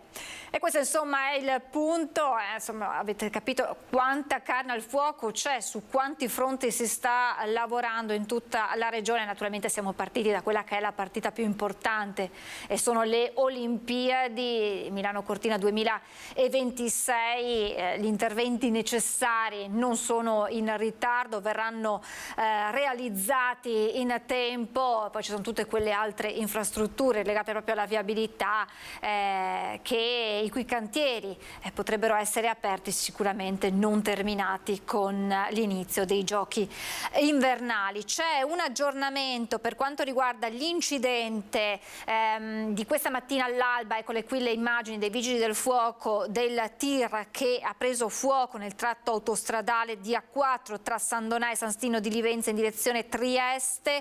Ebbene, circa un'ora e mezza fa, verso le 12, quel tratto è stato riaperto. Nel punto in cui si è verificato l'incendio, il traffico scorre sulla corsia di sorpasso e sono in corso le bonifiche della corsia di marcia.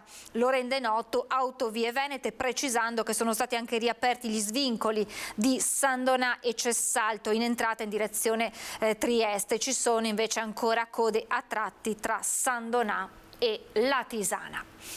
Dopo 4 anni, 358 assemblee, 7 congressi provinciali, il sindacato dei pensionati della CGIL di Treviso si è riunito per 2 giorni a Quinto per il 14° congresso regionale.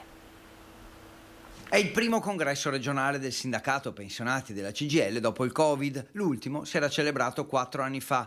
Nel frattempo i numeri sono cresciuti, gli iscritti in Veneto sono circa 200.000, 1 su 4 ha più di 65 anni e quasi 1 su 3 ha entrate inferiori ai 1.000 euro al mese. A Quinto il congresso regionale è chiamato a rinnovare i vertici e a presentare 2 ricerche, una sulla violenza contro le donne anziane e una sulla situazione sociodemografica. Oggi in Veneto 1/4 della popolazione ha più di 65 anni, ci aspettiamo che fra 20 anni salga 1/3. In Veneto abbiamo soprattutto 2 province che sono quelle più periferiche, abbiamo Rovigo e Belluno, che sono state coinvolte e verranno coinvolte in futuro da processi forti di spopolamento e di invecchiamento. Treviso è la provincia che è cresciuta di più fino al 2014, adesso però sta calando la popolazione anche a Treviso. In un futuro non lontano un Veneto su 3 avrà più di 65 anni. Il tema caldo è la sanità, con la carenza di medici di base e l'allungamento delle liste d'attesa. La Regione non riesce a risolvere questo problema e sono tempi talmente lunghi che le persone o si rivolgono al privato, e noi temiamo che dietro ci sia appunto una strategia per spingere verso la privatizzazione della sanità, quindi chi può va al privato, chi non può rinuncia a curarsi. Segnali preoccupanti, la CGIL fa un appello alla Regione. Avevamo chiesto interventi straordinari a sostegno del sociale e della sanità, visto la gravità della situazione, l'aumento delle rette delle case di riposo, la situazione del cavaliere della spesa, dell'inflazione, gli anziani che non riescono a arrivare a fine mese, insomma il sociale che manca. Infine, guardando le pensioni, 1.300.000 persone, in particolare il 40% delle donne, percepiscono meno di 1.000 euro al mese, un dato che sale al 60% se si guarda solo al settore privato. È il momento di fermarci, c'è il meteo e poi una breve pausa pubblicitaria e poi torniamo in diretta per fare il punto sulla situazione della guerra in Ucraina con uno storico. A tra poco.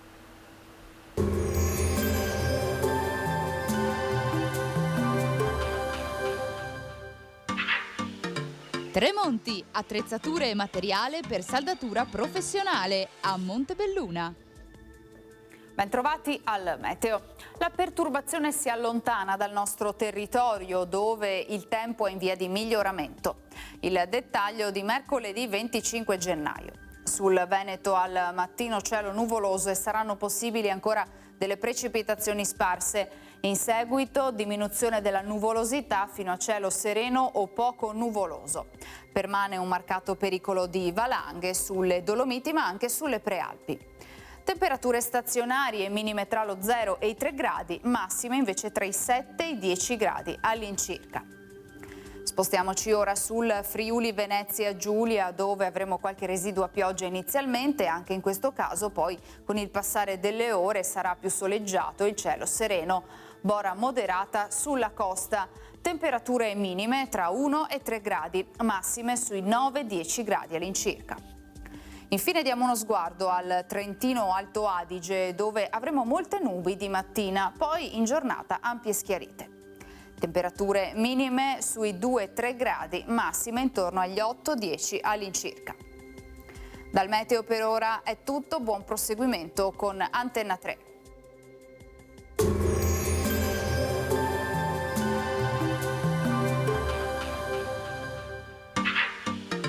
Tremonti, attrezzature e materiale per saldatura professionale a Montebelluna.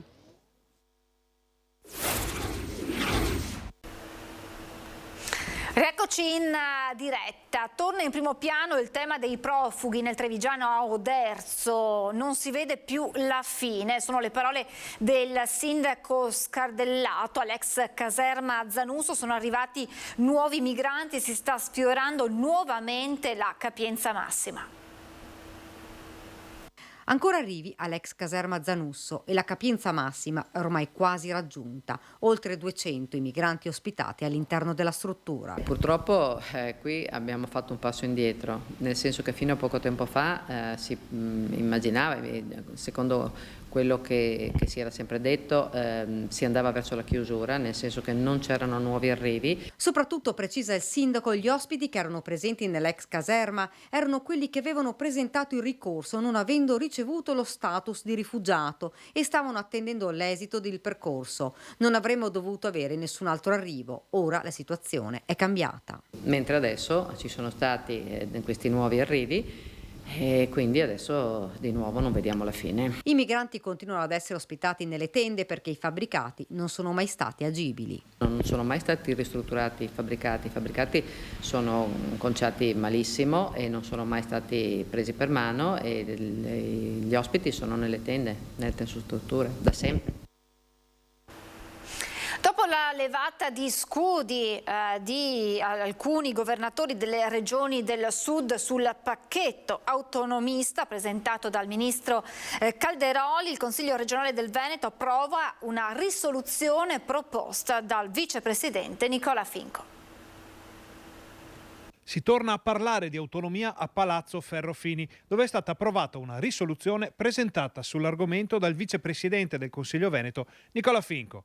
Sul tema dell'autonomia. Sono passati più di 5 anni, quasi 2000 giorni e ancora oggi vediamo qualche resistenza dall'apparato burocratico ma anche da qualche politico romano.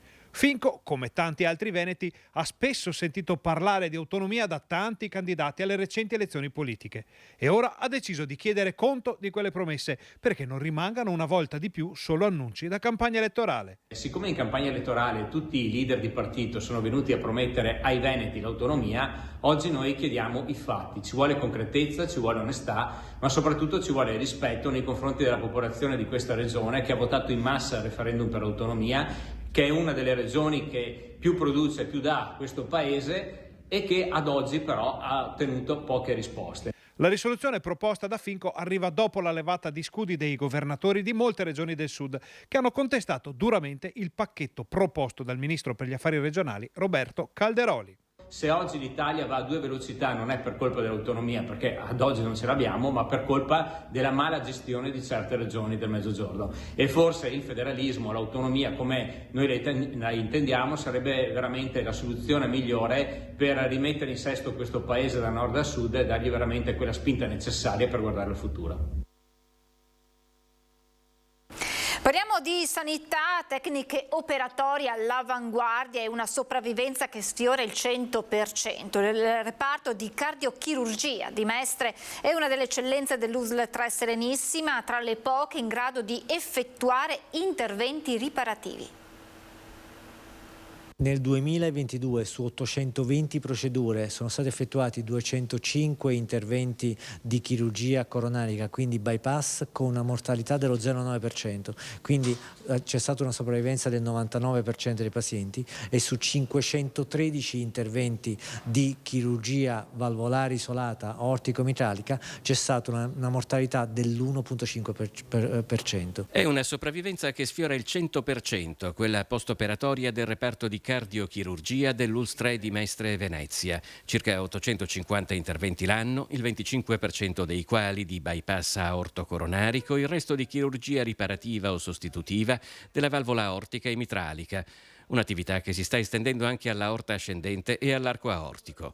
Effettuata da pochi centri in Italia e più in generale nel mondo, la chirurgia riparativa della valvola mitralica rappresenta un autentico fiore all'occhiello dell'azienda sanitaria veneziana. La chirurgia riparativa evita l'utilizzo di materiale protesico, ricostruisce totalmente l'anatomia della valvola nativa. Per quanto riguarda la mitrale, vengono posizionate delle corde tendine in Gore-Tex, esattamente la stessa struttura con cui costruiamo i nostri giacconi, che vanno a riparare le corde rotte della mitrale. La stessa cosa la stiamo approntando e la stiamo elaborando anche per quanto riguarda la chirurgia aortica. Si tratta di tecniche operatorie i cui risultati hanno portato l'unità di cardiochirurgia veneziana a rappresentare un'eccellenza del settore ufficialmente riconosciuta.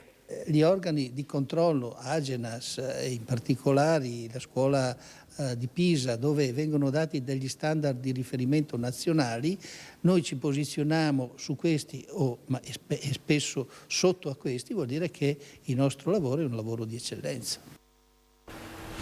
Torna a farsi vivo il lupo in altopiano, tornano poi insieme roventi le polemiche sulla presenza dei selvatici sulla montagna veneta. I lupi tornano a far paura nell'altopiano dei 7 comuni. Circola in questi giorni un video che mostra quello che sembra essere, a tutti gli effetti, un lupo camminare nella neve a 2 passi dal centro abitato di Camporovere. L'animale è ripreso da lontano, ma il colore e il modo di muoversi sembrano proprio quelli di un selvatico, piuttosto che di un cane domestico. In poche ore queste immagini hanno fatto il giro del comprensorio e quello del web, andandosi a sommare a tutte quelle che abbiamo pubblicato nel corso degli anni in corrispondenza di predazioni, assalti e sparizioni di animali domestici a causa dei lupi. Solo qualche giorno fa i rappresentanti di malgari e allevatori erano andati a Roma per portare al Ministero dell'Agricoltura il grido di dolore del comparto che in Veneto e in molte altre regioni sta creando danni importanti. Nel frattempo, l'esponente leghista altopianese Giorgio Tagliaro ha subito pubblicato un post sui social sottolineando come i bambini siano spaventati e come questa presenza preoccupi non poco gli abitanti. Tagliaro chiede catture e abbattimenti da parte di personale autorizzato e chiede anche quanto si dovrà aspettare prima che il problema venga preso in considerazione da chi di dovere. Domande che l'altopiano si pone da molto tempo, ma di risposte finora non ne sono arrivate.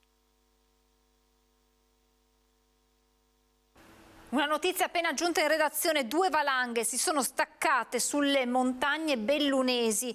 Dalle prime informazioni una persona è rimasta coinvolta. Una valanga ha interessato la pista Fedare sul Nuvolau. Ricordate, il Nuvolau era stato coinvolto da un'alta valanga qualche giorno fa, che era costato la vita a quella maestra di sci veneziana. E sul Nuvolau è intervenuto l'elicottero dell'Air Service Center trasportando un equipaggio sanitario e l'unità cinofila che hanno escluso il coinvolgimento di persone. La seconda valanga caduta sul Padone ha invece travolto un scia alpinista estratta dalla neve anche con l'aiuto di altri sciatori presenti. Sul posto l'elisoccorso di Trento, l'elicottero dell'Air Service Center con equipe sanitaria e unità cinofila, il soccorso alpino della Val Pettorina. Le operazioni sono ancora in corso, vi daremo aggiornamenti appena ce ne saranno nel corso di questa diretta. Diamo uno sguardo a quelli che sono le prime pagine dei quotidiani online. Il Corriere.it: Berlino invierà i carri armati Leopard a Kiev, l'ambasciatore russo molto pericoloso.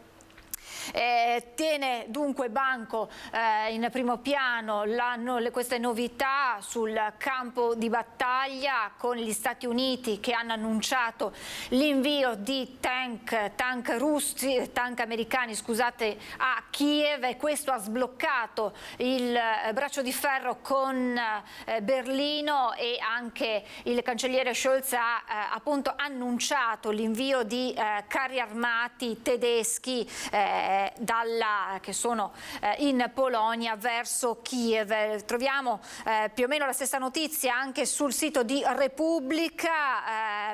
Cremlino: i tank americani bruceranno in Ucraina. Berlino conferma l'invio dei mezzi corazzati. Scholz che dice: ho spiegato a Zelensky cosa farà la Germania. Dunque una escalation sul campo. Vediamo di analizzare, di capirne di più insieme. Lo ringrazio per essere con noi, il professor Francesco Leoncini, storico, già docente di storia dell'Europa orientale a Ca' Foscari. Ben ritrovato professore, grazie per essere con noi. Buongiorno a voi.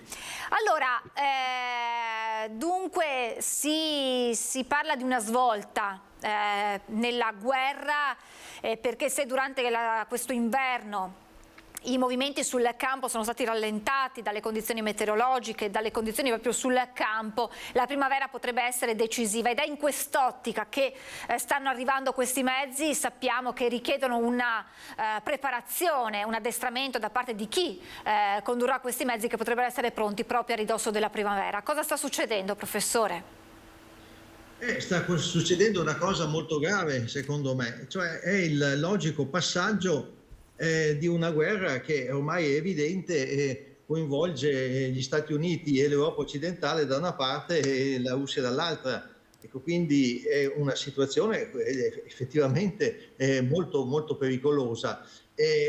Ma si tratta di un discorso molto più ampio, secondo me, cioè è un confronto che ormai gli Stati Uniti pongono con la Russia da 30 anni sostanzialmente, cioè esattamente proprio dal 93, insomma, ecco, quando hanno incominciato ad allargare la NATO, insomma, no? Quindi è un dato obiettivo questo, non è indiscutibile, perché quando c'è stata l'unificazione tedesca si era messo d'accordo, ci si era messi d'accordo col trattato 4+2 di limitare la NATO alla linea dell'Elba, cioè alla vecchia DDR, insomma alla Germania orientale, e quindi invece poi sostanzialmente c'è stata questa decisione da parte americana di aumentare, ecco, la dimensione della NATO, l'estensione della NATO. E io ho per esempio una bella copertina del settimanale, del magazine del Washington Post, del Newsweek, che Newsweek è una delle riviste più diffuse, insomma, al mondo, no? Che nel novembre del 93 mette questa copertina, dice del new NATO, no? La nuova NATO, e sottotitolo dice: ma devono essere veramente inseriti questi paesi dell'Europa orientale nella NATO, no? E mette un punto di domanda. E in effetti la decisione è di inserirli. Ovviamente questo comporta un cambiamento geostrategico, ovviamente, perché è chiaro che mentre il patto di Varsavia si era sciolto, la NATO invece continua ad esistere. Allora è chiaro che c'è in qualche modo una ritorsione da parte russa, anche perché dobbiamo riconoscere che rispetto all'Unione Sovietica la Russia attuale ha perso 5 milioni di chilometri quadrati, quindi è una situazione ovviamente di debolezza, no? Pensiamo alla Germania di Versailles a suo tempo, no? Dopo la sconfitta della Prima Guerra Mondiale, che aveva perso un 13% del suo territorio, e sappiamo cosa ha comportato poi nella storia europea, no? Da parte della Germania, questa revanche che poi ha portato alla Seconda Guerra Mondiale.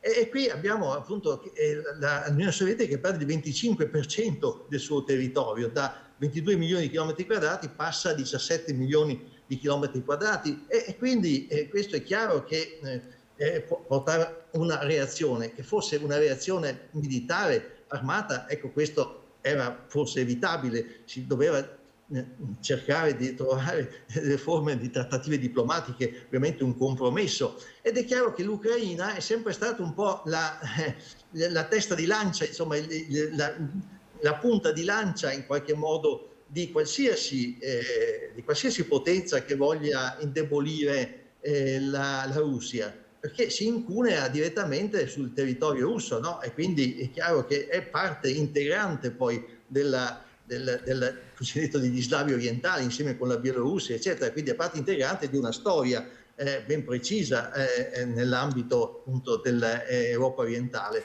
Per cui è chiaro che si manifesta, ecco, è comprensibile direi, questa reazione, ma è una reazione che andrebbe risolta, che sarebbe dovuta essere risolta e che si stava risolvendo con gli accordi di Minsk del 2015 e che poi sono stati completamente abbandonati. Ecco, ma lì secondo me è un confronto che si sta manifestando direttamente fra gli Stati Uniti e la Russia sul territorio, sulla pelle degli ucraini, che sono sicuramente massacrati in questo momento, e anche a svantaggio dell'Europa occidentale. Cosa ottiene? Questo, insomma, abbiamo capito quelle che sono, insomma, secondo la sua lettura, le origini. Il fatto sta che c'è un paese aggressore, un paese aggredito, sì. C'è una escalation sul campo, non si è più sentito parlare, semmai c'erano stati, di colloqui di pace. Quello che dicono gli analisti è che la pace deve essere preceduta da un cessate il fuoco, e questo ci sarà solo quando una delle due parti sul campo avrà ottenuto una posizione tale da poter dettare le proprie condizioni e di giocare quindi un ruolo di primo piano in un confronto intorno ad un tavolo. La vede anche lei così? Quindi la pace è lontanissima ancora da potersi concretizzare? La pace è lontanissima, ma poi in questa guerra tutto sommato conviene agli Stati Uniti, perché ridimensiona il potere della Germania sostanzialmente, no? Perché la Germania dopo l'89 aveva assunto un ruolo dominante nell'Europa, aveva ricostituito sostanzialmente la vecchia Mitteleuropa tedesca, no? Tutto quello, la serie di paesi che ruotano intorno alla Germania, no? Dal punto di vista economico, sociale, eccetera, e mette sotto pressione la Russia, ovviamente, no? E danneggia fortemente sia la Germania che l'Italia, perché erano dipendenti sostanzialmente dalle fonti energetiche russe. Ecco, quindi questo danneggia particolarmente appunto l'Europa occidentale e la Germania, e quindi pone gli Stati Uniti in una posizione assolutamente di supremazia, di controllo dell'Europa occidentale, cosa che si pensava che andasse via via scemando,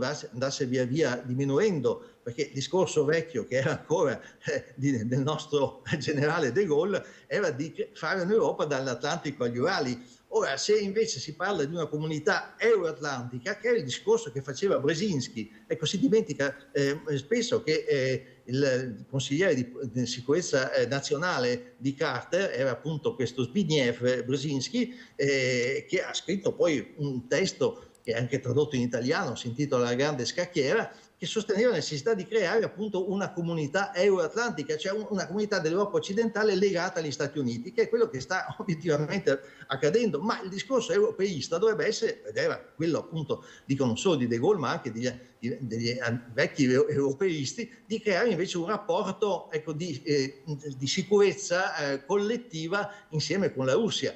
Ecco, quindi, e questo c'è stato un tentativo fino all'inizio degli anni 2000, insomma, no? Perché la disponibilità di Putin si era anche rivelata a un certo momento, perché lui tiene un discorso al Bundestag di Berlino nel settembre del 2001 in cui sostiene e dice: no, qui ormai la guerra fredda è alle spalle, cerchiamo un accordo. Invece però già prima del 99 la Repubblica Ceca, la Polonia e l'Ungheria erano entrate nella NATO, successivamente nel 2004 entrano tutti gli altri stati, Slovacchia, eccetera, paesi baltici e così via. Quindi è chiaro che c'è una situazione di contrasto che si viene a creare fra il mondo euroatlantico e la Russia. E la Cina, professore? Il problema dell'Europa è proprio quello di districarsi in questa tenaglia, insomma. E in questa tenaglia, in questa situazione, la Cina che ruolo gioca? Cina che non si è mai effettivamente schierata, però sappiamo che sono state annunciate delle esercitazioni congiunte, Russia, Africa e Cina. La Cina, tutta questa situazione come la vede? Certo, anche la Cina ha un vantaggio sostanzialmente, perché di fatto la Russia viene schiacciata sulla Cina, e tra l'altro la Russia, anche per chi ha avuto dei rapporti così amichevoli di collaborazione, sa benissimo che i russi non sono affatto molto disponibili in questo, a stringere un rapporto con la Cina e con appunto questo potente orientale. Perché pensiamo che insomma abbiamo da una parte della Cina 1.400 milioni di abitanti e dalla parte della Russia sono 140 milioni. quindi è 1 a 10, e c'è questa enorme distesa della Siberia, che è un giacimento di enorme valore, no? Si dice la cornucopia siberiana, che fa gola a tutti, fa gola anche alla Cina ovviamente, e infatti adesso lei ottiene a prezzi bassissimi il gas e appunto il petrolio, eccetera, no? Quindi la Cina tutto sommato guarda con un certo distacco, e anche il fatto che la Russia in questo momento si indebolisca, ecco, quindi anche la Cina ha la sua convenienza in questa forma di alleanza, alla quale la Russia è di fatto costretta, non avendo altre possibilità, insomma, è messa con le spalle al muro, come si dice, insomma. Professore, nel frattempo in tutto questo scenario tornano le tensioni tra Serbia e Kosovo. Tra l'altro la Presidente del Kosovo, Osmani, è stata ricevuta dal Presidente Mattarella proprio nelle ultime ore e ha detto la Serbia è imperialista come Mosca. Come dobbiamo vedere queste tensioni? C'è un collegamento con quello che sta accadendo in Ucraina?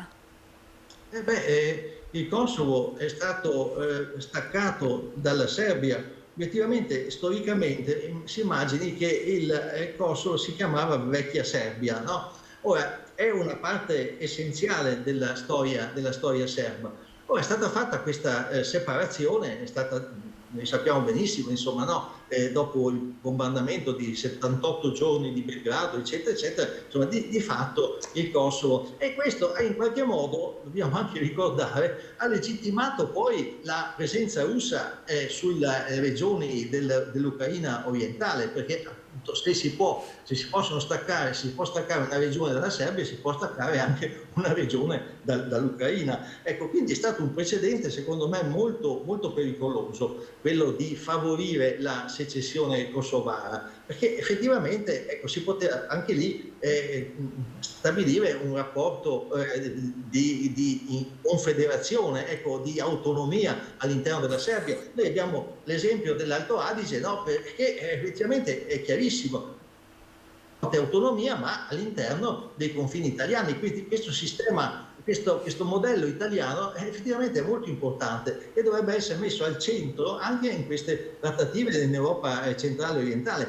Certamente la situazione è anche lì molto, molto pesante, appunto, proprio perché dico, proprio la tradizione, la Serbia è nata proprio all'interno, no, di quello che adesso è attualmente il Kosovo, che è certamente abitato in larga parte da popolazione albanese. Però appunto bisogna tenere presente che, ecco, si devono trovare delle soluzioni che compensino, che in qualche modo mettano insieme gli interessi diversi. E invece anche là, adesso io non è che voglia fare un processo agli Stati Uniti, ma in Kosovo hanno creato la più grande base militare al mondo dopo quelle in Vietnam, cioè Camp Bondsteel, che è lì appunto in Kosovo, è una base militare di grandissimo rilievo. È chiaro che appunto ci sono degli interessi. Ecco, questi discorsi, queste regioni, no? Anche l'Ucraina, la Serbia, eccetera, la loro storia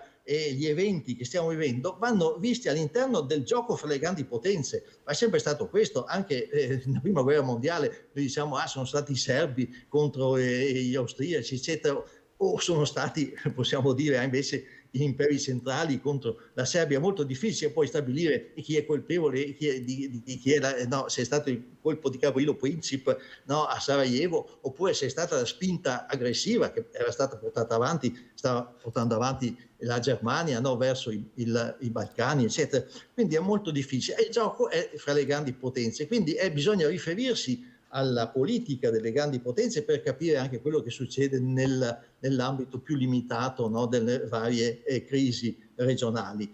E quindi credo che anche in questo caso si debba pensare a che cosa vogliono fare gli Stati Uniti, che cosa vuole fare l'Europa occidentale, perché qui è il problema. Se vuole in qualche modo stabilire questa comunità euroatlantica o se vuole fare un discorso all'interno del continente europeo. E allora all'interno del continente europeo bisogna fare per forza i conti e con la Russia e con la Serbia e con altri paesi, perché riteniamo che, insomma, pensiamo che per esempio la Turchia di Erdogan, che è uno Stato altrettanto autocratico e dittatoriale, possiamo dire, come la Russia, è all'interno della NATO. Quindi ecco, non bisogna usare due pesi, due misure, cioè ci sono delle situazioni che vanno in qualche modo considerate nel complesso. Allora, se la Turchia è addirittura alleata della NATO, vediamo un po', prima di gettare la croce su altre potenze, sulla Russia, sulla Serbia, eccetera, vediamo un po', ecco, di trovare delle forme di compromesso. La diplomazia è l'arte del compromesso. Se noi abbandoniamo la diplomazia andiamo in un vicolo cieco, assolutamente, e questo è pericoloso. Certo che è pericoloso, ma non perché lo dice la Russia, perché lo dice Putin, eccetera, ma perché dobbiamo dirlo noi, perché è pericoloso per l'Europa occidentale. Questo è il punto, che noi siamo dentro uno schiaccianoci sostanzialmente, è una noce dentro lo schiaccianoci, dove c'è la Russia e dove sono gli Stati Uniti. E quindi siamo noi che dobbiamo liberarci da questo schiaccianoci, altrimenti obiettivamente non si va verso una situazione incontrollabile, secondo me, a parte la guerra atomica, eccetera, queste minacce che ovviamente ci sono, ma teniamo presente che gli scienziati dicono che siamo a 90 secondi dalla mezzanotte, diciamo. No, ecco, per carità, credo che invece ci sarà più un discorso di logoramento, ecco, più che il botto atomico, però anche il discorso del logoramento può sfuggire di mano, insomma. Professore, grazie davvero, speriamo davvero che la diplomazia possa vincere. È chiaro che ci vuole la buona volontà di tutte le parti coinvolte. Grazie al professor Francesco Leoncini, storico, grazie davvero, torneremo ad aggiornarci insieme a lei. Grazie professore. Questo, insomma, grazie, questa è la lettura del professor Leoncini su quello che sta accadendo. Certo è che si continua a combattere, continuano a perdere la vita molte persone e poi ci sono tutti i risvolti economici, ma la cosa principale in questo momento è mettere fine, che ci sia un cessato il fuoco e cercare di davvero sedersi con serietà al tavolo delle trattative. Cambiamo completamente argomento, cambiamo anche location, facciamo un viaggio di parecchi chilometri, andiamo in Mozambico, il collegamento per fortuna ci assiste, allora do il mio buongiorno a Matteo Crespan, allenatore di rugby trevigiano, un passato nella Tarvisium, attualmente allenatore a Tolosa in Francia, dimmi se sbaglio Matteo, e adesso però una decisione di vita di andare in Mozambico per un anno. Perché Matteo questa decisione? Come nasce? Buongiorno intanto e grazie davvero per essere con noi. Buongiorno a voi, grazie mille dell'opportunità di raccontarvi la mia esperienza, questa mia storia. L'idea è già nata 4 anni fa, quando appunto ho avuto questa voglia di partire per la Francia. 4 anni dopo ho una nuova idea, una nuova voglia di andare a esportare il rugby, il nostro sport, nel continente africano. E quindi sì, venire qui fin da quando ho 18 anni, quindi sono ormai 6 anni, lavoro alleno i bambini dall'età dagli 6 ai 15 anni e dopo varie discussioni e conversazioni con amici mi sono reso conto che nel continente africano si poteva ancora fare molto e da qui questa mia decisione di venire ad aiutare i ragazzi qui in Mozambico a divertirsi e a vivere il nostro sport. Perché lo sport in quei territori ha un valore molto importante, Matteo?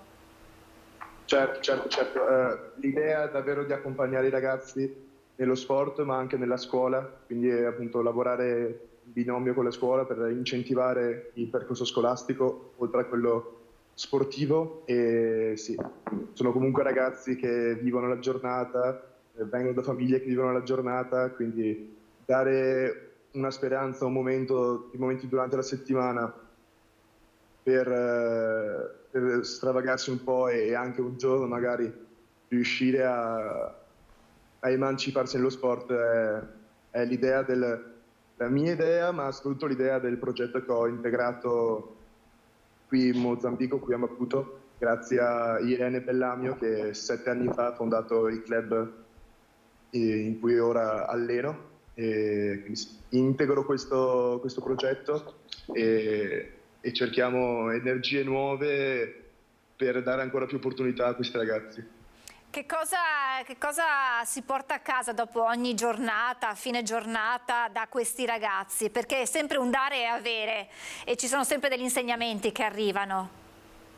Certamente, prima di tutto davvero, sta sempre in Italia, diciamo che sono ragazzi come noi, che siamo uguali dappertutto, che non ci sono barriere, che non ci sono etichette, e davvero una volta arrivato qui mi sono reso conto che questi ragazzi amano, come amano i ragazzi italiani, lo sport, amano stare assieme e insegnano molto. Sono ragazzi molto semplici che giocano in un campo che è un quadrato di sabbia, giocano scalzi con dei vestiti insomma non tecnici, con dei palloni non della migliore delle qualità, ma si divertono tantissimo e che amano davvero questo sport. E mi rendo conto che appunto lo sport va oltre ogni barriera, va oltre ogni frontiera, e finché c'è sport c'è divertimento, e finché c'è divertimento c'è sport. Com'è stato il primo impatto quando è arrivato in Mozambico? Allora, il primo impatto è sicuramente un impatto molto caldo, i 40 gradi si sono sentiti fin da subito, ma sì, le persone qui sono davvero adorabili, sono gentilissime, sono super educate e c'è davvero la volontà di accogliere. Insomma, io arrivo qui come volontario, quindi sono stato accolto fin da subito, e anche la barriera della lingua l'abbiamo subito sconfitta. Io che cerco insomma di imparare ogni giorno, e loro che fanno moltissimi sforzi per farsi capire, e poi insomma tra le basi un po' del portoghese, un po' di inglese, riesco a comunicare con loro e loro riescono a comunicare con me. Lei ha detto che era un progetto che aveva già in qualche modo sul tavolo, poi è arrivato in Francia e poi dalla Francia in Mozambico. E fino a quando si fermerà a Maputo? L'idea è di restare un anno, ma può essere, non lo so, probabilmente sarà di più, probabilmente un anno. Ho comunque voglia nei prossimi anni continuare a viaggiare grazie allo sport, di aiutare altri popoli, altri bambini a divertirsi con il rugby, l'America Latina, il sud-est asiatico.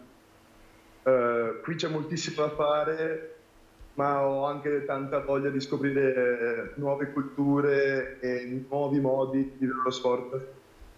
Quindi sì, non si fermerà, con la sua avventura non si fermerà in Mozambico, ma in altri territori dove le condizioni dei più giovani sono difficili, è questo. Quindi lo sport può diventare un'alternativa ad altre forme di sopravvivenza che sappiamo esserci in alcuni paesi dove c'è anche lo sfruttamento dei più giovani. Esattamente, sì. L'idea davvero è di proporre un gioco divertente, uno sport divertente, da anche appunto mostrare ai genitori e mostrare che i loro figli hanno un'alternativa alla strada, a cominciare a lavorare molto presto, e che possono appunto continuare a divertirsi fino a 18, 20, 30 anni giocando a rugby.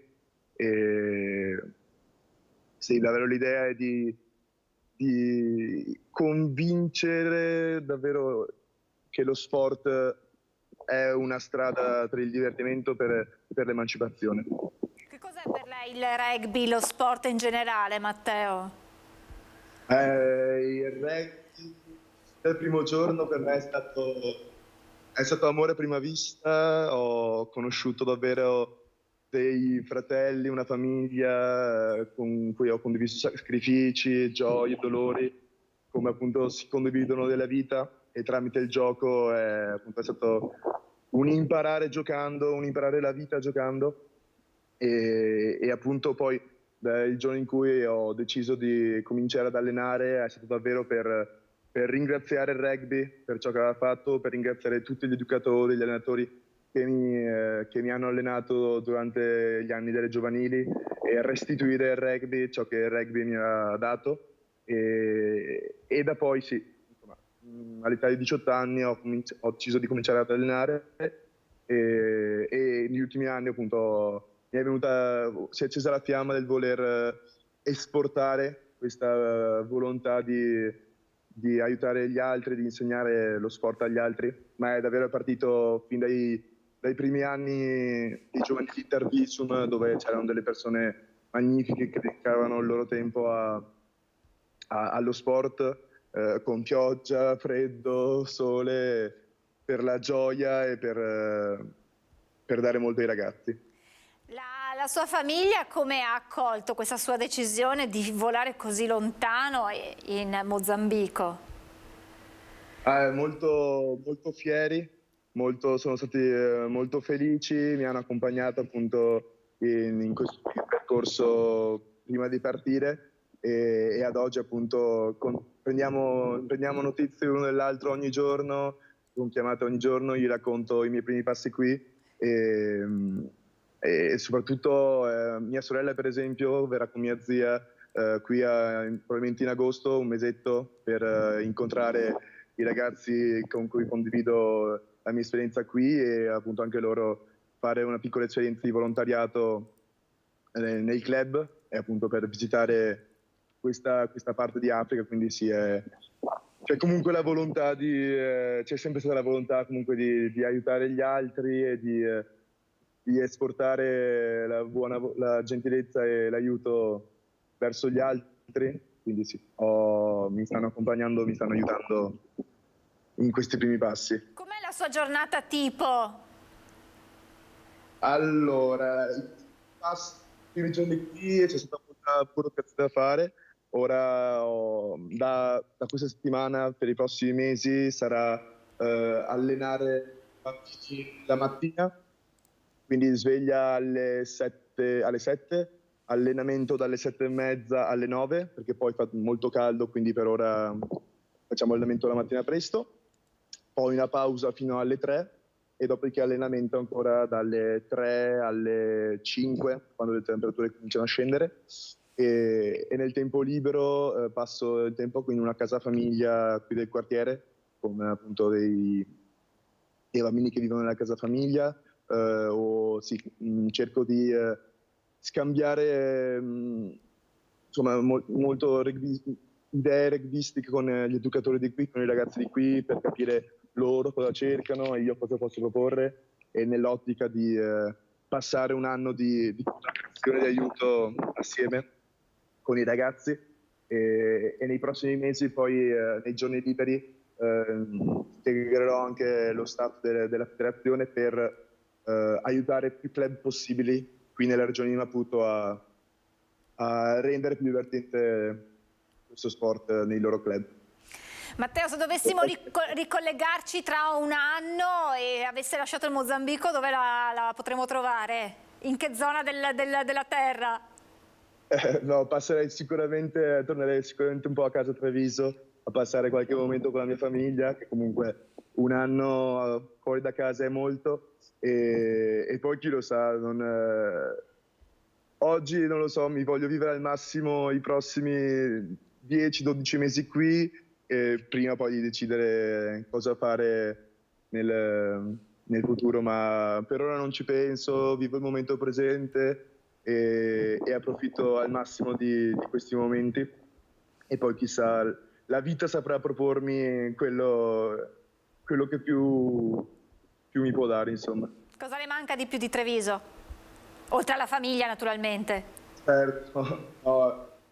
Di Treviso mancano gli amici, manca la famiglia, mancano gli amici del rugby e poi bisogna dirlo, manca il buon cibo, mancano le uscite con gli amici, i momenti di condivisione con tutti, però appunto non sono per nulla preoccupato, riuscirò a passare questi momenti, trovare nuovi amici anche qui e passare nuovi momenti qui. Ma ogni volta che torno a Treviso è sempre un piacere rincontrare le belle persone che ho lasciato quando sono partito e passare sempre bei momenti con con la famiglia, con gli amici del rugby e soprattutto passare bei momenti con i miei amici trevigiani. Matteo, io la ringrazio davvero tantissimo, siamo riusciti, c'era qualche preoccupazione alla vigilia sul collegamento, siamo riusciti a farlo e anche siamo riusciti a seguire tutto il suo racconto. Davvero in bocca al lupo per questa sua esperienza e chissà, magari torneremo ad incontrarci qui a Treviso e poi la seguiremo nei suoi spostamenti per raccontare questo suo impegno nell'insegnare rugby là dove è più difficile nell'aiutare i ragazzi. Grazie davvero a Matteo Crespani, in bocca al lupo. Grazie mille, alla prossima. Grazie, arrivederci. Insomma, siamo arrivati fino in Mozambico, abbiamo raccontato la storia di questo allenatore di rugby trevigiano che sta insegnando questo sport ai ragazzi di Maputo per trovare nello sport un modo per costruire anche la propria vita, il proprio futuro in quelle aree dove sappiamo essere particolarmente difficile. Ritorniamo in Veneto dove sta trascorrendo questi ultimi giorni la dirigente dell'ufficio scolastico regionale Carmela Palumbo prima del suo nuovo incarico che la porterà a Roma al Ministero dell'Istruzione. Ha voluto salutare e ringraziare con una lettera i suoi collaboratori. Per il senso di gratitudine che io ho provato e provo ancora tuttora, prima di tutto nei confronti dei miei stretti collaboratori, ma anche di tutto il personale della scuola, in primis i dirigenti scolastici, e perché la gestione della fase difficilissima della pandemia è stata possibile solo grazie a una fortissima coesione, comunicazione, scambio di vedute. Così Carmela Palumbo, nel lasciare la direzione dell'ufficio scolastico regionale del Veneto, destinata a svolgere il ruolo di capo dipartimento al Ministero dell'Istruzione, spiega i motivi che l'hanno spinta a scrivere una lettera ai suoi collaboratori. In questi giorni tra Roma e Venezia la dirigente si è soffermata a pensare agli oltre 2 anni trascorsi nella nostra regione, iniziati in piena pandemia, esattamente nel maggio 2020, quando le scuole erano ormai chiuse da 2 mesi. Anche i miei uffici erano vuoti e silenziosi perché quasi tutto il personale era in smart working, ricorda la Palumbo.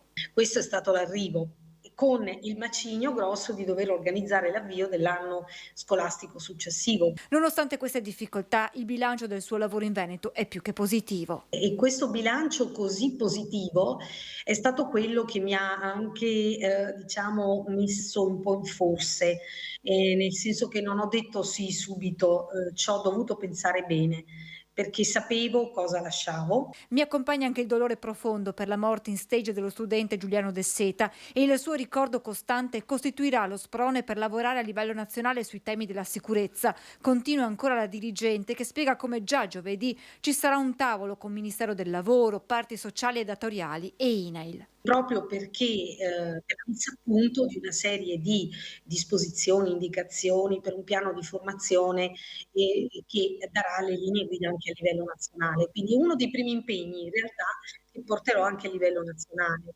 Lunedì prossimo per la professoressa Palumbo sarà l'ultimo giorno nel suo ufficio di Venezia. Prenderò le mie cose più strettamente personali, in cui saluterò. Purtroppo non posso organizzare una festa come avrei voluto perché proprio non ne ho tempo, ma ci sarà ovviamente modo di salutare anche meglio i miei stretti collaboratori, i miei dirigenti, gli ispettori. Farò un minimo di passaggio di consegne con il vice direttore e spero di non commuovermi, perché l'emozione è veramente tanta. È il momento di fermarci per l'ultima pausa pubblicitaria, tra poco.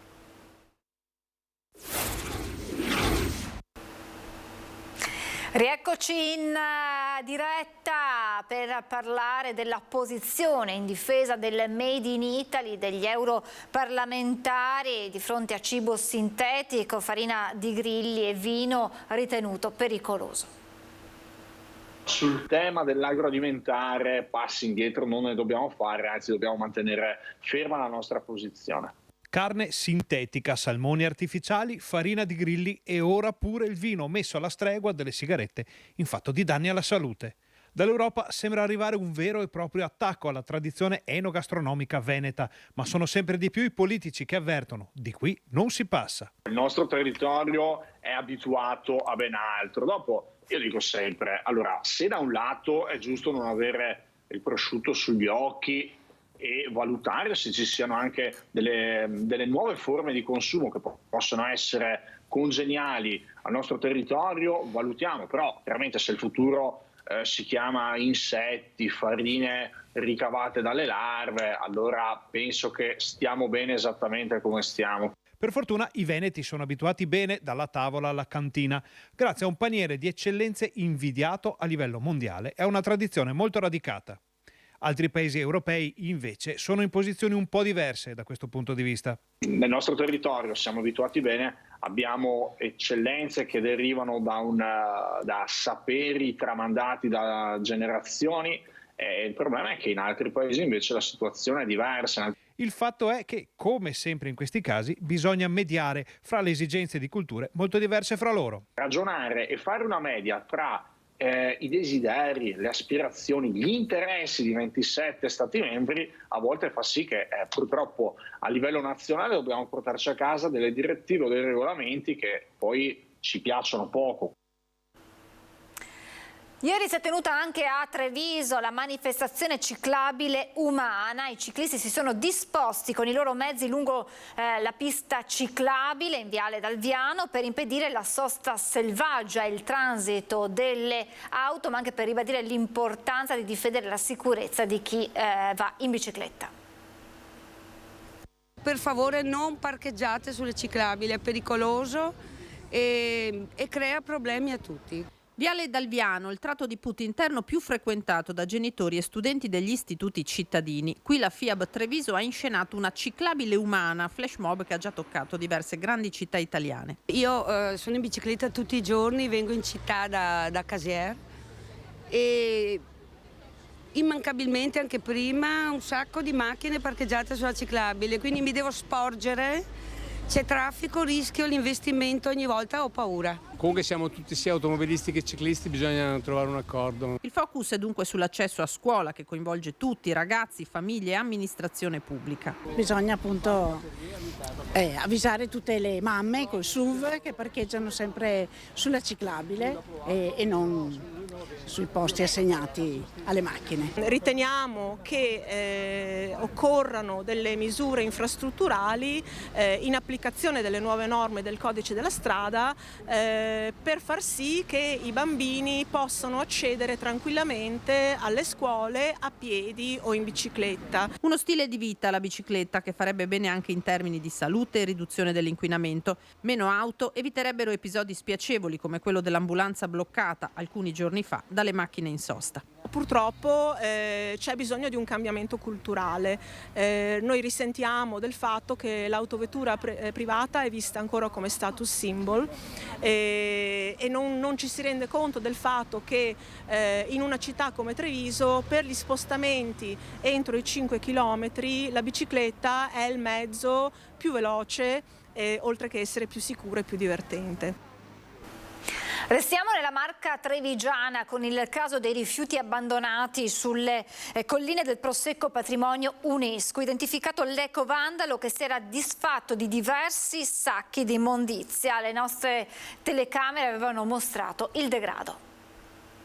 Ringrazio Antena 3 che a inizio gennaio ci aveva segnalato un abbandono rifiuti a Guia di Valdobbiadene. Una scena che lasciava senza parole. Qui siamo sulle colline UNESCO Patrimonio dell'Umanità. I primi di gennaio una nostra troupe si è imbattuta in questo scempio. Rifiuti abbandonati, sacchetti gettati e mezzi aperti. All'indomani la polizia locale con operatori Savno si sono recati sul posto per individuare eventuali tracce che potessero ricondurre all'autore dell'abbandono. Ora l'ecovandalo è stato individuato. Aveva lasciato fra i rifiuti una lettera con tanto di nome e indirizzo. Si tratta di un cittadino residente in un comune confinante. Oggi è stato notificato al trasgressore il verbale con la notifica della sanzione di 600 euro. Ci sono volute 2 uscite da parte del comune per poter ripulire le immondizie. Si tratta di rifiuti domestici gettate in zona impervia. Questo episodio testimonia il fatto che le ricerche su chi abbandona rifiuti vengono fatte e i colpevoli perseguiti e sanzionati.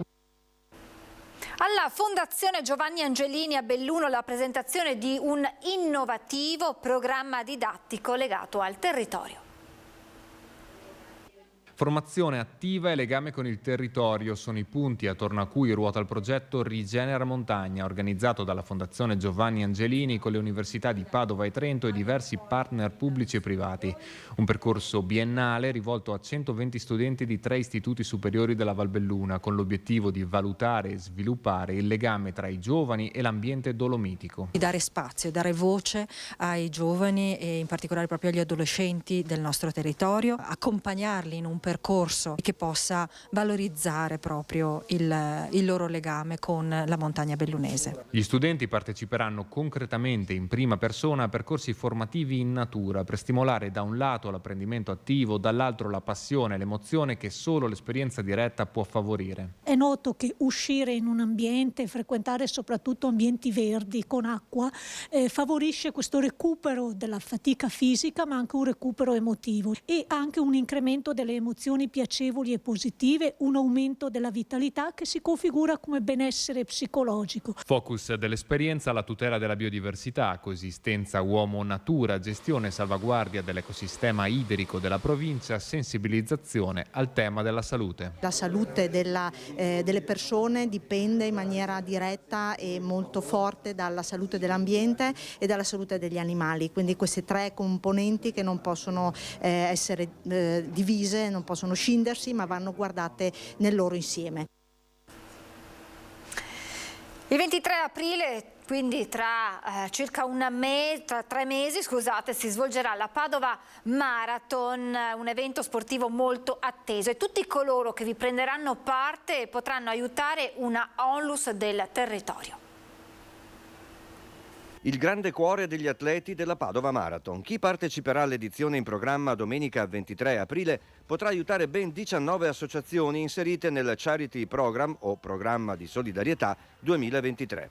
Al momento dell'iscrizione basterà scegliere per quale non profit si desidera correre, diventando così suo ambasciatore e avviando una raccolta online sul portale web di Rete del Dono, a sostegno del progetto solidale promosso. Avere lanciato questo progetto, quando è stato lanciato, ha trovato subito immediatamente una grandissima adesione da parte di questa comunità, che è una comunità straordinaria dal punto di vista sportivo, ma dal punto di vista dell'inclusione. Padova è una città che il sistema Padova da questo punto di vista si distingue proprio per una generosità innata. Il 23 aprile la Padova Marathon partirà dallo stadio Euganeo, la mezza maratona scatterà da Abano Terme e poi ci saranno le stracittadine in Prato della Valle. Sport, beneficenza e piacere di stare insieme per una buona causa. Quest'anno sicuramente, lo diciamo anche con un po' di orgoglio, sarà la manifestazione un po' di punta di Padova Città Europea dello Sport. Anche lo slogan della Padova Marathon richiama appunto questo evento. Per incentivare le donazioni è prevista anche l'istituzione del premio Rete del Dono, che gratificherà le 3 non profit più virtuose che avranno superato i 15.000 euro di donazioni. 42 km e 195 metri, un lungo filo che unisce Maratoneti, una città e la solidarietà.